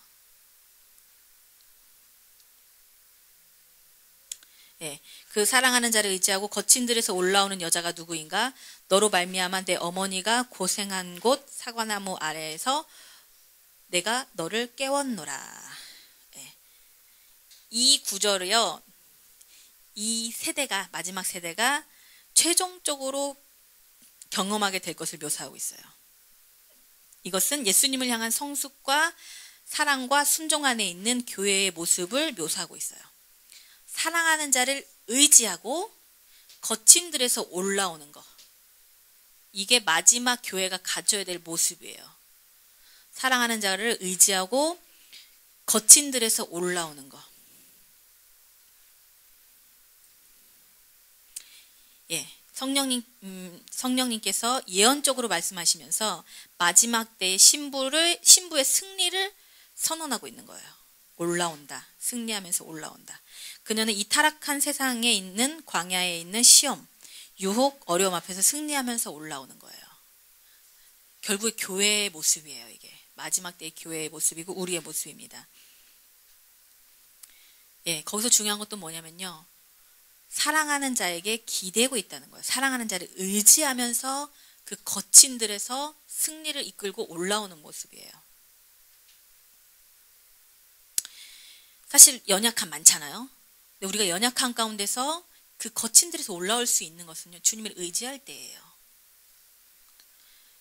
자신의 삶을 온전히 주님께 의지하며 자신의 연약함을 알지만 주님이 삶의 목적이자 근원이심도 알고 있기 때문에 여인은 주님을 더욱더 의지하게 되는 거예요.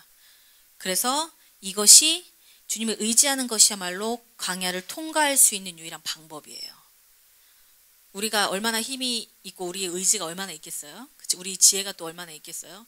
근데 통과할 수 있는 방법은 주님을 의지하는 거예요. 주님 안에. 성경에 이 말이 많이 나오죠. 너희가 내 안에. in Christ라고 해서 예수님 안에 있는 거. in 안에 있는 거. 그 주님을 의지한다는 거예요. 예. 주님을 의지하지 않고는요. 광야를 우리가 결코 통과하지 못해요. 인간의 힘으로는. 아까 이제 간사님도 나 모르겠다. 나 고난 없는 것 같다. 라고 얘기했는데 그럴 수도 있고요. 사실은 고난을 고난으로 여기지 못하고 주님을 의지하고 있는 상태일 수도 있어요.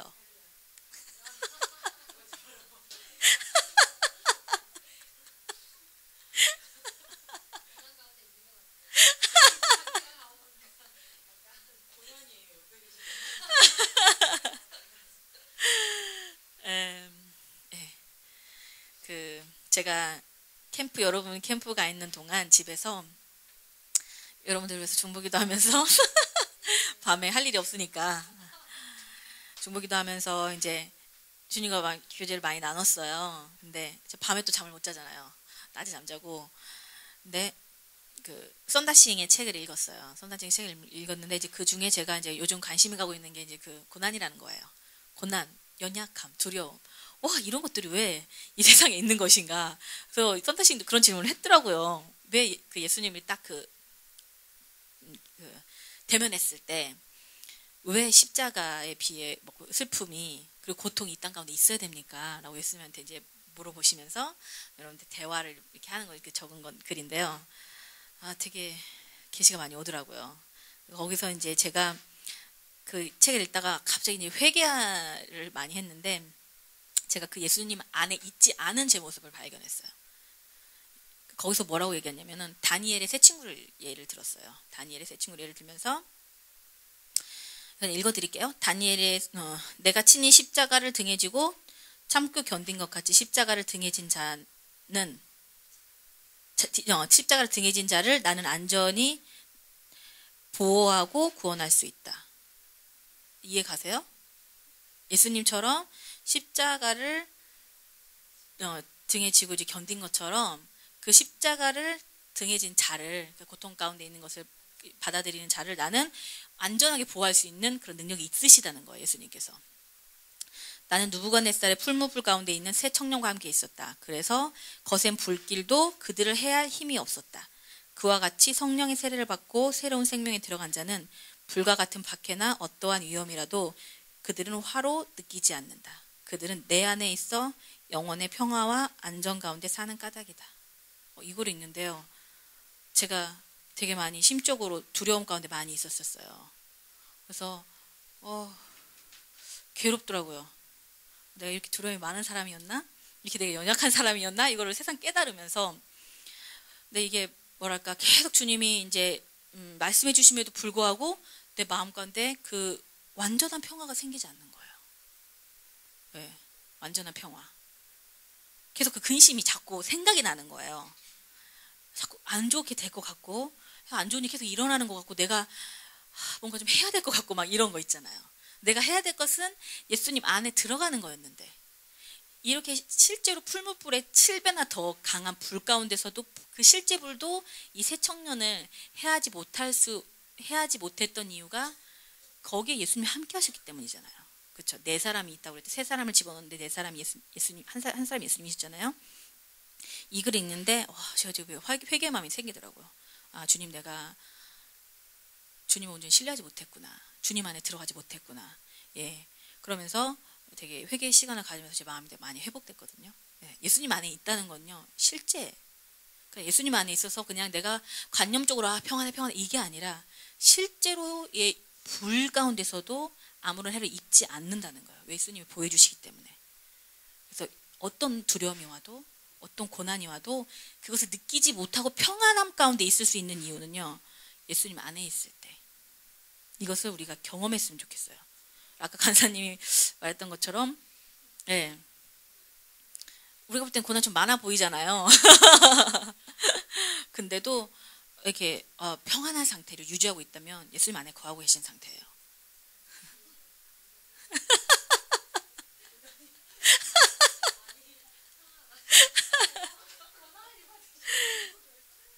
예. 그래서 이 거친들에서 올라온다는, 거친들에서 그 승리하는 거, 거친들 얼마나 그 광야 같은 곳이에요. 이 세대도 집에만 가도 우리 선옥 언니가 몸은 많이 쉬었는데, 아니 마음은 많이 쉬었는데 영적으로 짐을 많이 얻고 왔어요. 그런 표현을 썼거든요. 어떻게 그 거친들에서 올라올 수 있겠어요? 예, 여인이 사랑하는 자를 의지하고요. 예, 성령님이 보니까 마지막 때 그 신부들이 사랑하는 자를 의지하고 거친들에서 올라오는 모습을 본 거예요. 이게 성령님이 보신 예언적인 마지막 때 교회의 모습이에요. 네.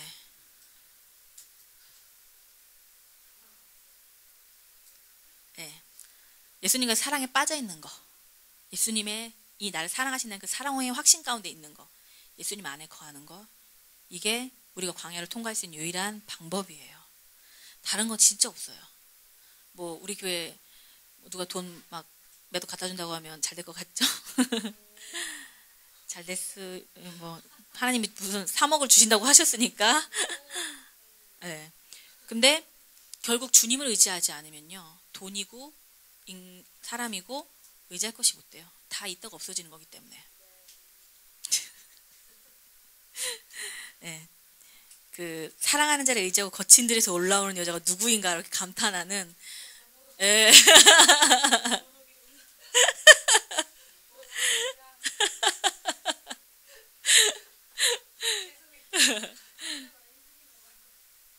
아, 멋있는 것 같아요, 그렇죠?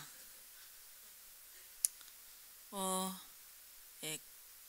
그래서 누구인가 너로 말미암아 내 어머니가 고생한 곳 사과나무 아래서 내가 너를 깨웠노라. 예. 그러니까 어머니가 고생한 거 맞죠? 신고한. 예. 그래서 그 교회에 그 이 한 영혼이 이렇게 잉태되기까지, 그리고 그 이 마지막 세대의 교회가 이렇게 거룩함과 흠이 없고 점이 없이 이렇게 홀로 서기까지 애쓴 사과나무 아래서 내가 너를 깨웠노라. 지금 이제 사역으로 또 다시 한번 부르는 거예요. 성령님께서 여인을 깨우면서.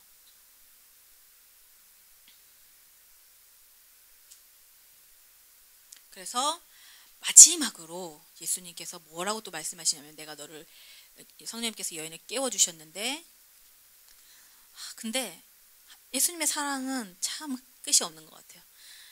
지금 깊은 사랑 가운데 암식하면서 여인이 잠을 자고 있었는데 성령님 깨우셨잖아요, 다시 한번. 그러면서 마지막 세대에 어떤 일어날 그런 모습들을 보여주시면서 예수님이 다시 한번 또 사랑으로 도장을 인쳐달라는 부탁이 나오거든요, 예수님의. 사랑하지만 같이 있지만, 같이 붙어 있지만 더 사랑하기 원하는 거. 결혼하면 그런 거 느끼는 것 같아요. 사랑해서 결혼하잖아요. 그런데 또 사랑하기 위해서 또 결혼하는 거나 마찬가지예요. 같이 붙어 있는데도 더 사랑이 깊어져야 될 필요가 있어요. 그러니까 우리가 결혼해서 예수님과 같이 살고 있지만 예수님은 그 사랑에 대한 이 열정이 끝이 없으신 거죠. 한마디로 말하면. 마지막까지 계속 그 사랑을 계속 부어주시고 또 그 사랑을 받기를 원하시는 예수님의 모습이 나오거든요. 예, 그 아가서 8장 6절에서 7절. 예, 그 주님의 사랑은 신부인 내 맘에. 예, 이 노래의 그 출처입니다. 그럴까요? 네, 너는 나를 도장같이 마음에 품고 도장같이 팔에 두라. 사랑은 죽음같이 강하고 질투는 수월같이 잔인하며 불길같이 일어나니 그 기세가 여호와의 불과 같으니라. 많은 물도 이 사랑을 끄지 못하겠고 홍수라도 삼키지 못하나니 사람이 온 가산을 다 주고 사랑과 바꾸려 할지라도 오히려 멸시를 받으리라. 왕이 술람미 여인에게요, 그녀의 마음에 자기를 새겨달라고 부탁하고 있어요. 도장같이 새겨달라. 왜냐면요, 예수님의 마음에는 그 여인이 새겨져 있어요. 왜냐, 십자가의 고통으로 예수님의 옆구리에 참자국과 손에 못자국으로 예수님의 몸에 여인에 대한 사랑을 심어 놓으셨어요. 그런데 예수님이 여인에게도 똑같이 요구하시는 거예요. 너의 마음에 내가 그렇게 새겨졌으면 좋겠다라고. 그리고 또 그 도장이라는 것은 중요한 그 왕의 서류에 도장을 찍어서 보관했는데 이것은 왕의 주권과 보호와 권위를 나타내는 거예요. 그래서 왕의 도장을 보면은 보증을 뜻하죠. 보증. 그래서 우리가 예수님을 마음에 새겨 도장같이 딱 찍고 있다면, 이 사람은 예수님 보호하시는 사람, 예수님의 권위를 가진 사람, 이렇게 딱 나타나게 되는 거예요. 그래서 왕국의 힘으로 보호되는 것을 의미해요.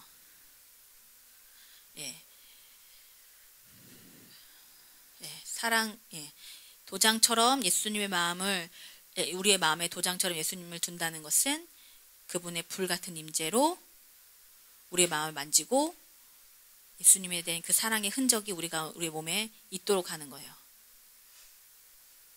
그래서 이것은 근데 솔직히 왕이 주권적으로 할 수가 없어요.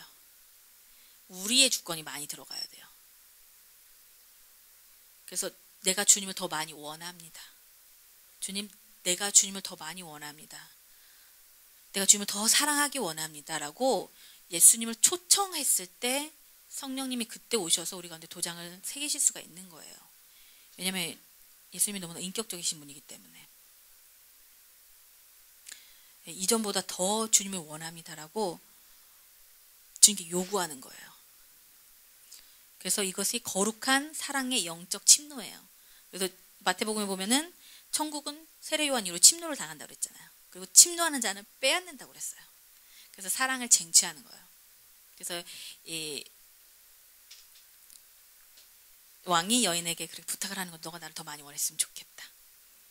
내가 너를 위해서 내 몸에 너의 사랑을 새긴 것처럼 너의 몸에도 내가 이렇게 도장처럼 새겼으면 좋겠다라고. 그랬을 때 여인이 나도 원해요 하면 그때 주님이 같이 동역해서 일하실 수 있는 거예요. 여기 이곳에서 이 구절에서 또 보면은 질투, 죽음같이 강하다. 사랑은 죽음같이 강하다고 했죠. 사실 이 사랑은 예수님께서 실제로 십자가에서 죽으시고 부활하셨기 때문에 죽음보다 강해요. 세상에서 가장 큰 권세가 죽음의 권세거든요. 그런데 이 죽음의 권세를 예수님이 이기셨기 때문에 예수님의 사랑이 죽음보다 강하다는 거예요. 그리고 질투는 술같이 잔인하다. 질투란 말이 나오는데 예수님을 새로운 모습을 계시해 주고 계세요. 용서해 주시는 분, 치료자, 왕, 주인을 뛰어넘어서 거룩한 질투로 시기하시는 하나님을 계시하고 있어요. 질투하신 하나님으로서 예수님은 우리의 전부를 원하시는 거예요.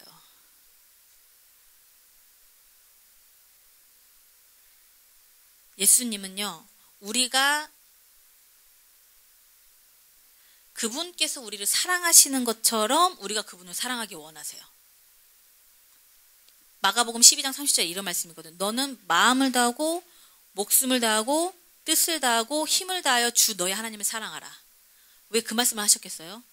하나님이 마음을 다하고 목숨을 다하고 뜻을 다하고 힘을 다해서 우리를 사랑하셨기 때문이에요. 그래서 그 사랑을 우리에게 요구하시는 거예요. 이게 하나님의 질투거든요. 내가 준 만큼 너희가 나를 사랑하기 원하는 거. 그 전부를 갖기를 원하시는 게 하나님의 마음이에요.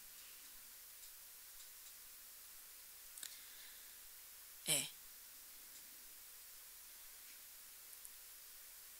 그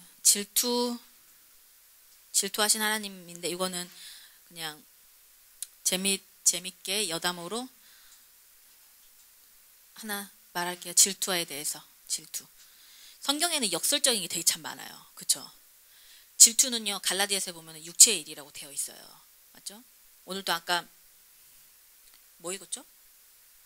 야고보서 읽었죠. 야고보서 뭐 하늘로부터 난 지혜 하면서 보니까 그 전에 보면 예.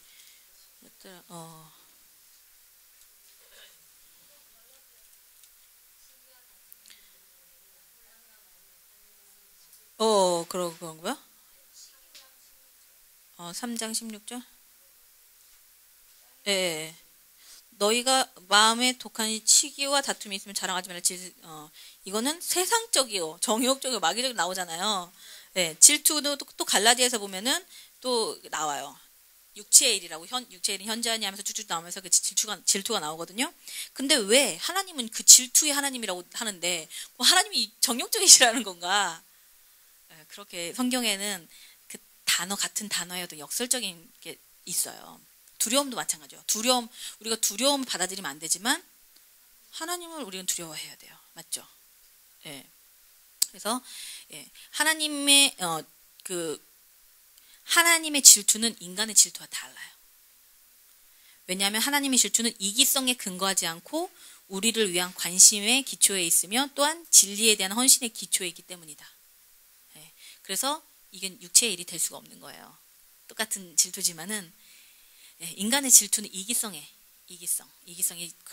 기초를 두고 있고 하나님의 질투는 우리에 대한 관심. 여기서는 우리의 모든 사랑을 받으시고자 하는 하나님의 그 순수한 사랑의 관심에 질투의 하나님이라는 그 계시가 되어져 있는 거예요. 두려움은 좋지 않은 것이지만 좋은 두려움이 또 아까 있다고 말했죠. 하나님에 대한 두려움은 좋은 것이다. 주님을 경외하는 거. 주님에 대한 두려움은 사단이 세상을 어둡게 하려고 시도하는 두려움과 같은 종류의 두려움이 아니에요. 하나님에 대한 순결하고 거룩한 두려움이 우리의 삶을 지배할 때 우리는 아무것도 두려워하지 않게 돼요. 사실 하나님을 두려워할 때 우리 안에 두려움이 사라지게 돼요. 우리의 목표는 다른 모든 두려움을 쫓아낼 만큼 위대한 단 하나의 두려움, 하나님에 대한 두려움을 우리 삶에 가지는 것이다. 그래서 이거는 아가서랑 그렇게 많이 관련은 없지만 재밌을 것 같아서 준비해봤어요. 네, 역설, 성경에 나온 역설 2가지. 그리고 그 기세가 이 질투가 아주 얼마나 하나님이 강하신지 불같이 일어난대요. 근데 그 여호와의 불이 많은 불도 꺼지 못하고 홍수라도 삼키지 못한대요. 물은요, 불을 끄는 데 사용되어지잖아요. 원수는 불을 끄고자 핍박, 유혹, 무감각, 실망, 고통의 물을 우리에게 내보내요. 그런데 하나님의 사랑은 유혹과 핍박이 얻은 홍수보다 더 강력하다는 거예요. 이 세상에 얼마나 어둠이 그 우리의 불을 끄려고 요한계시록에 보면은 막 강같이 토해낸다고 그러잖아요. 더러운 것들을 강같이 토해낸다고. 인터넷만 봐도 그렇고 TV만 봐도 그렇고. 그런데 하나님의 그 질투하시는 사랑이 그 불의 기세가 모든 것을 다 태우고 남는다는 거예요. 그리고 그 다음 구절에 보면은 사람이 온 가산을 다 주고 사랑과 바꾸려 할지라도 오히려 멸시를 받으리라. 우리가 온 가산을 다 주고 그 사랑과 바꾸려고 한대요. 그만큼 값어치가 있다는 거예요. 근데 그렇게 하려고 할 때 멸시를 받는데요. 사람들한테. 아무도 안 바꾼다는 얘기예요. 아무리 그걸 살려고 그래도. 왜냐하면 사랑 그 자체를 갖는다는 거. 우리에게 주시는 큰 상급 중에 하나가요. 사랑 그 자체를 우리에게 부어주시는 게 가장 큰 상급이에요. 우리가 하나님을 섬기며 하나님을 사랑함으로써 받을 수 있는 상급 중에 가장 큰 상급이 그 사랑 자체라는 거예요. 그래서 아무리 다른 것과 대치하려고 해도 대치할 수 없는, 사람들에게 멸시를 받는 것은 그 사랑이 그만큼 가치가 있다는 거예요. 그래서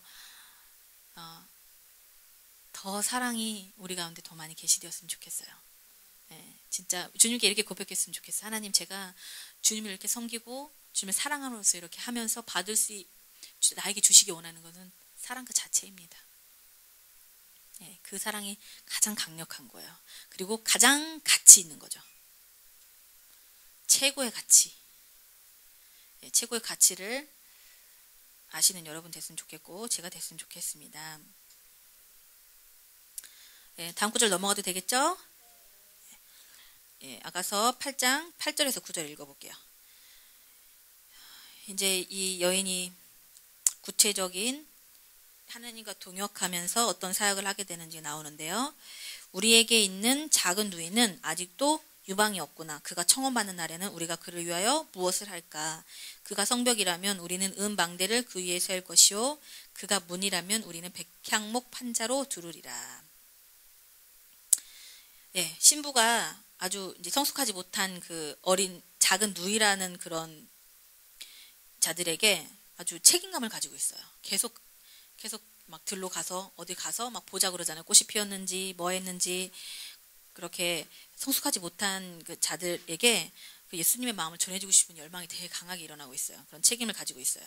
이것이 여인에게 있는 영적 아버지의 마음, 영적 어머니의 마음이에요. 신부는 더욱더 예수님의 사랑 깊이 빠지면서 자신은 잊어버리고 어린 누이들을 생각하고 있어요. 영적으로 더 성숙해야 될 자들을 생각하고 있어요. 작은 누이는 믿음에서 어리기 때문에 어려움 가운데 쉽게 용기를 잃어버리기도 하고 압력 가운데 쉽게 포기하기도 해요.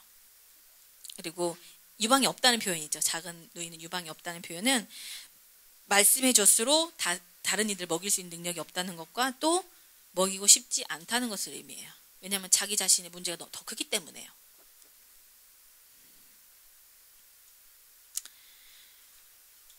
그래서 여기에서 봐야 될 것은 예수님과 동역 가운데 나타나 있는 우리가 우리에게 있는, 그래서 청혼받는데 우리가 그를 위하여 무엇을 할까? 우리라고 표현하면서 예수님과 계속 동역하는 모습을 나타내고 있어요. 그리고 이 여인이 알고 있었던 것은요, 이제 마지막 때가 되면은 청혼받는 날은 주님이 앞에 서게 될 날을 얘기하는데 혼인날에 모든 사람이 주 앞에 서게 된다는 것을 알고 있었어요, 여인이. 그래서 혼인날에 그녀가 성숙함에 도달하여서 예수님과 동역 가운데 들어가기를 원해요. 작은 누이들도. 여인이 이렇게 도와서 청혼날에 분명히 그날이 올 텐데 이렇게 얘들도 준비를 시켜서 자기가 예수님 앞에 세우고 싶은 열망이 있는 거예요. 그래서 두 가지 가능성을 가지고서 예수님께 물어보는 게 우리가 얘네들을 위해서 무엇을 할까? 그래서 첫 번째는 뭐라냐면 성벽. 그가 만약에 작은 누이가 성벽이라면 우리는 은방대를 그 위에 세울 것이다 라고 얘기하고 있죠. 성벽은 도시를 방어하고 경계를 세우는 것을 의미해요. 그래서 성벽은 원수들로부터 사람들을 보호하는 거예요. 목회적으로 사람들, 양들을 보호하는 사역을 의미하고 있어요. 그리고 예언적으로 그들이 어디로 나아가야 될지에 대해서 이렇게 지시해주는 그런 사역을 얘기해요.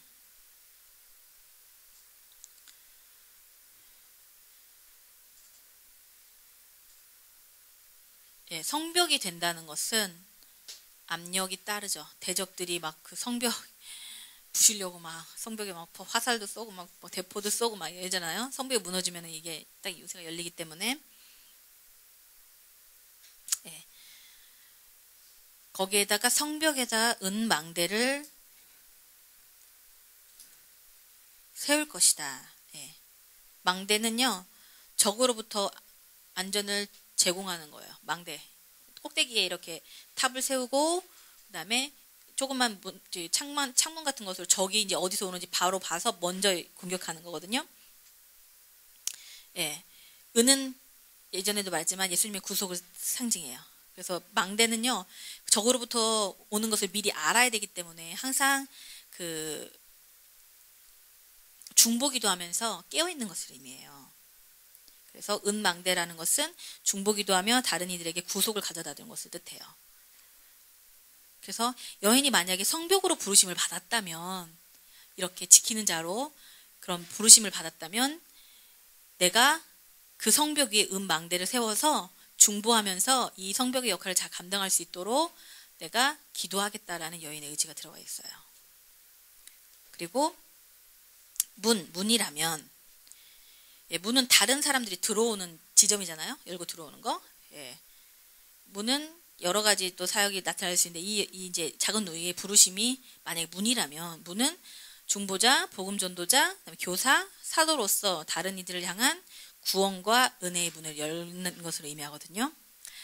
복음 전도자는 불신자들이 하나님의 왕국에 들어오도록 문을 여는 사역을 하는 거고, 교사들은 신자들에게 문을 열어 하나님 안에 더 깊은 곳으로 나아가게 하고, 사도는 하나님 안에서 새로운 사역을 시작하도록 지역적인 문을 여는 것을 의미해요. 근데 만약에 이 어린 누이가 문으로서 이런 사역들을 하기 위해서 부름을 받았다면 백향목 판자로 둘러주겠다라고 여인이 얘기하고 있어요. 백향목 판자. 백향목은 예전에 나왔지만 성전에서 쓰이는 아주 되게 향기나고 값비싼 목재잖아요. 백향목 판자로 그 문을 두른다는 것은, 그리고 또 목재는요 인격을 상징해요. 인격. 예수님의 인격. 예수님의 임재로 이 어린 누이들을 옷 입히는 것을 의미해요. 예수님 자신이 성육신에서 오셨기 때문에 이 백향목 판자로 두른다는 것은 이 어린 누이들이 예수님으로 옷 입을 수 있도록, 예수 그리스도로 옷 입을 수 있도록 계속 도와주는 사역을 하겠다는 그녀의 의지가 나타나 있어요.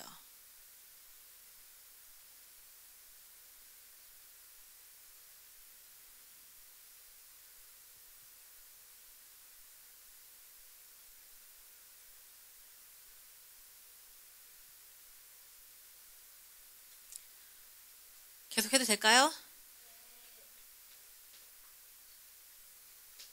아가서 8장 10절 넘어가겠습니다. 그 다음에 나는 성벽이요 내 유방은 망대 같으니 그러므로 나는 그가 보기에 화평을 얻은 자 같구나. 여기서도 또 한번 여인이 자신의 부르심, 자신이 전에는 이제 정체성 확실히 가지고 있었죠. 나는 그가 나를 그가 나를 사모한다라는 거, 내가 그 사랑하는 자에게 속했다는 거, 그런 정체성을 가지고 있었다면 이제는 자기의 부르심과 목적에 대해서 정확하게 알고 있는 거예요. 나는 성벽이요 내 유방은 망대 같다. 그러므로 나는 그가 보기에 화평을 얻은 자 같구나 라고 자기 자신이 얘기하고 있어요. 성벽은 아까도 얘기했지만 원수들로부터 사람을 보호하는 거. 그래서 이 여인이 중보자로서의 어떤 그 모습을 확실하게 사역적으로 갖고 있는 거예요. 사역의 정체성. 망대 같은 유방은 어린 자들을 먹이는 초자연적인 능력이에요. 그래서 나는 중보기도 하면서 어린 자들에게 먹이는,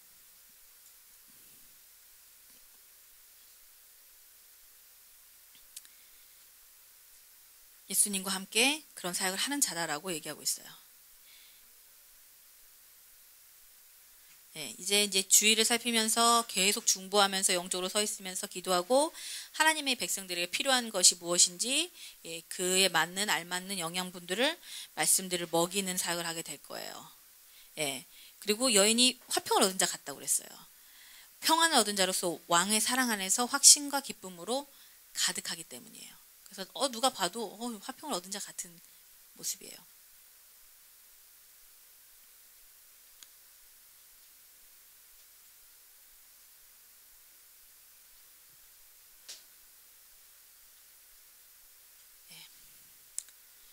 우리가 이제 이 사역을 할 때 주위 사람들의 어떤 시선이나 아니면 주위 사람들로부터 오는 평가에 대해서 이렇게 시선이 가게 되면은 화평을 얻은 자가 되지 못하잖아요. 그렇죠? 우리가 사실은 정죄나 두려움이나 시기, 자기의심, 불확신에 되게 많은 시간을 소모해요. 그래서 화평 가운데 사역하는 경우가 되게 적어요. 근데 이제 우리가 이제 모두가 마지막 날까지 이런 과정을 다 겪어 나가겠지만은 여인은 성벽의 역할을 하며 망대 같은 유방의 역할을 하면서 화평을 얻은 자 같이 서 있는 거예요. 이것은 그냥 하나님 한 분 앞에서 사역하는 모습, 그리고 하나님과 함께 사역하는 것 안에서 나오는 평안이에요.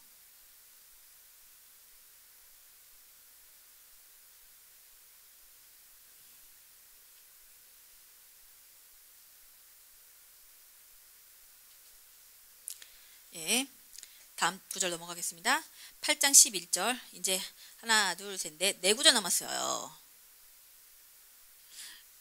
마지막에 되게 감동적인 장면이 나와요.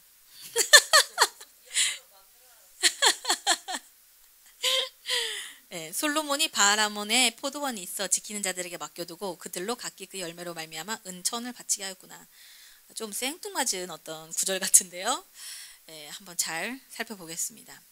예, 솔로몬은요 예수님을 상징해요. 맞죠?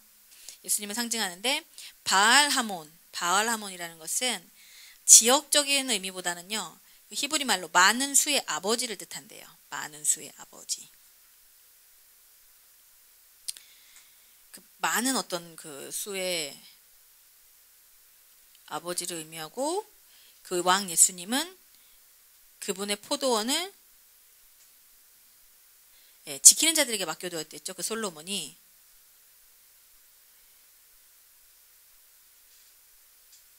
그리고 그들로 각기 그 열매로 말미암아 은천을 바치게 하였다라고 하고 있어요. 예. 신부에게 포도원을 지키라고 맡긴 거예요. 세를 준 거예요. 세를. 임대를 한 것, 임대. 예수님께서 포도원을 맡겨두셨다는 것은 이 세대에서 그분의 백성들에게 맡기신 왕국을 뜻해요. 우리는 목사님과 저는 이 포도원을 맡으라고 지금 한 거죠. 여기 여러분들도 마찬가지로 이 교회를 섬기라고 보내신 거고, 또 각각의 일터에서 가정에서 하나님 주신 각각 포도원이 있어요. 맞죠? 포도원이 있는데 거기에서 하나님이 그 하나님의 왕국을 이 세대 가운데 우리한테 주신 거예요. 마태복음 21장 33절에서 44절에 보면은요, 이런 비유가 있어요. 주인이 포도밭이 있는데, 그래서 이제 타국에 가기 위해서 타국에 있고, 그 다음에 종들에게 맡겼어요. 얘네들이 이걸 해가지고 해라, 결실을 잘 맺어라. 그래서 결실 추수 때가 돼서 종을 보내서 그거를 이제 거둬오려고 했더니 종을 죽였죠. 그리고 또 아들을 보냈는데 아들도 죽이고.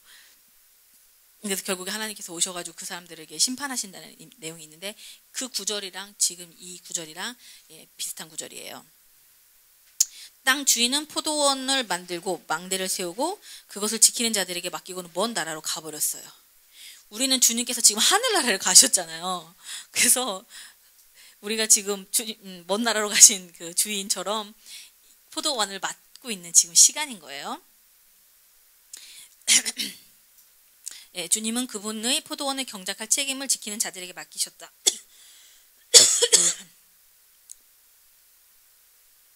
예, 그래서 그녀는 모든 사람들이 그에게 맡긴 것에 대해서 왕께서 이제는 그 추수의 때에 결산하게 될 것이다. 그래서 그거를 인식하고 있었어요. 그래서 우리에게 주님이 결산하시는 것은요, 은사나 기회가 아닌 성실함의 기준으로 결산에 상급을 주신대요. 주님은 지키는 자들이 풍족한 결실을 이루어 충만한 보답이 이루어지길 원하겠죠. 그렇죠? 주인이 추수 때 보내서 그 사람들이 포도원에서 얻은 결실을 가지고 다시 주인에게 보냈다면 주인이 되게 흡족해했겠죠. 근데 그렇게 하지 못했지만, 예. 그리고 은천계는 천은요, 충만함을 상징한대요. 충만함. 그래서 각 사람들에게 맡긴 만큼에 대해 하나님께서 요구하시는 그 충만한 정도를 의미하는 거예요. 완성의 숫자예요. 그러니까 최선을 다하기를 원하시는 거죠. 그 성실함으로. 내가 얼마나 그 많은 재능을 갖고 있느냐에 상관이 없어요. 하나님이 1달란트 주시는 자는 1달란트, 2달란트 주시는 2달란트만큼, 10달란트는 10달란트만큼이에요. 어떤 은사나 자기의 재능에 어떤 높고 낮음이 없이 그 성실함, 주어진 것에 대해서 성실하게 하기를 원하세요. 그래서 천은요, 모든 곳에 다 적용이 될 수가 있어요. 일일 받은 자에게 그가 일일 대해서 최선을 다했다. 그 사람은 여기서 은천의 역할을 한 거예요. 은천의 역할을 다시 솔로몬 왕에게 돌려드린 자예요. 예. 그 이사야의 은천계라는 말이 나오는데 이사야서 7장 23절에 보면 그날에는 천그루에 은천개의 가치가 있는 포도나무가 있었던 곳마다 찔레와 가시가 날 것이다 라는 표현이 있는데 여기서도 은천은 어떤 충만한 완성된 숫자를 나타내고 있어요. 그래서 8장 12절에 보면 솔로몬 너는 천을 얻겠고 열매를 지키는 자도 200을 얻으려니와 내게 속한 내 포도원은 내 앞에 있구나. 신부는 이제 왕이 그녀에게 요구하신 은천개를 성심성의껏 그 주 앞에 드렸어요. 1000개를. 그랬을 때 왕이 어떻게 하냐면 열매를 지키는 포도원을 지키는 자들에게도 200을 주신대요. 우리가 받아야 될 상급이에요. 주님께서 주시는 상급. 그래서 우리가 주님 앞에 서는 날 우리는 그 상급을 받게 될 거예요. 근데 아까도 말했던 것처럼 그 상급을 다시 주님 앞에 돌려드리죠. 12절.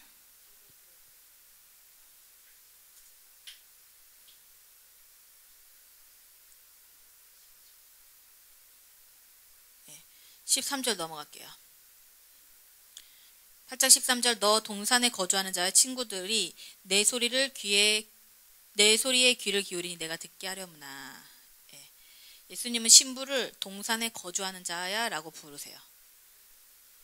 그녀가 이기적으로 고립되지 않고 그분의 백성을 섬기면서 하나님의 동산인 그리스도의 몸에 머물고 있다는 것을 확인해 주고 있어요. 너 동산에 거주하는 자야 라고 부르시면서 예수님께서는 그녀에게 여전히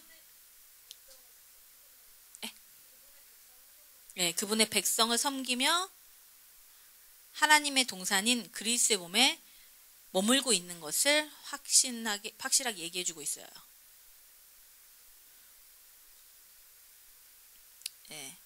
그러면서 내 목소리에 귀를 기울이니 내가 듣게 하려무나. 친구들이 내 목소리에 이제 귀를 기울이기 시작했죠. 그리고 또 예수님도 그 여인의 목소리를 듣길 원하신대요. 그녀에게 여전히 목소리를 듣고 싶다고 말하시면서 한 번 더 신부를 그런 아주 열렬한 예배와 중보 기도로 부르고 계신 거예요. 내가 너 목소리를 듣고 싶구나 하면서. 그녀의 목소리는 성숙하지 않았던 때에도 그분께 달콤했어요. 아가서 2장 14절에 보면은 내 목소리 달콤하다 나오거든요. 근데 그분의 사랑받는 동역자로서 그분과 성숙한 연합 가운데 걸어가는 지금 그녀의 목소리는 얼마나 그분에게 더 달콤하겠어요. 그렇죠? 더 하나님의 뜻에 더 하나님의 사랑에 가깝고 또 충만한 상태로 기도와 예배가 올려질 거예요. 우리에게는 목소리가 있어요. 주님 받으시기 원하시는 목소리. 네 가지로 한번 보면은 예배 가운데 우리의 사랑을 그분께 고백하는 거예요. 우리의 목소리, 주님이 듣기 원하시는 우리의 목소리. 예배 가운데 우리의 사랑을 주님에게 고백하는 거. 두 번째는 중보기도. 중보기도 하면서 다른 이들을 하나님께로 인도하는데 그 중보기도 하는 거. 그 다음에 다른 이들에게 말씀을 가르치면서 선포하는 목소리. 그리고 믿지 않는 자들에게 복음을 전하는 목소리예요. 우리가 이 목소리, 하나님께서 우리에게 듣고 싶고자 하는 목소리, 여러 목소리 있겠지만 첫 번째는 예배 가운데 우리의 사랑을 받으시기 원하시는 거고, 그 다음에 중보기도, 그 다음에 다른 이들을 가르칠 때, 그리고 복음을 전할 때예요. 그래서 내가 듣게 하려무나 라고 주님께서 말씀하고 계세요.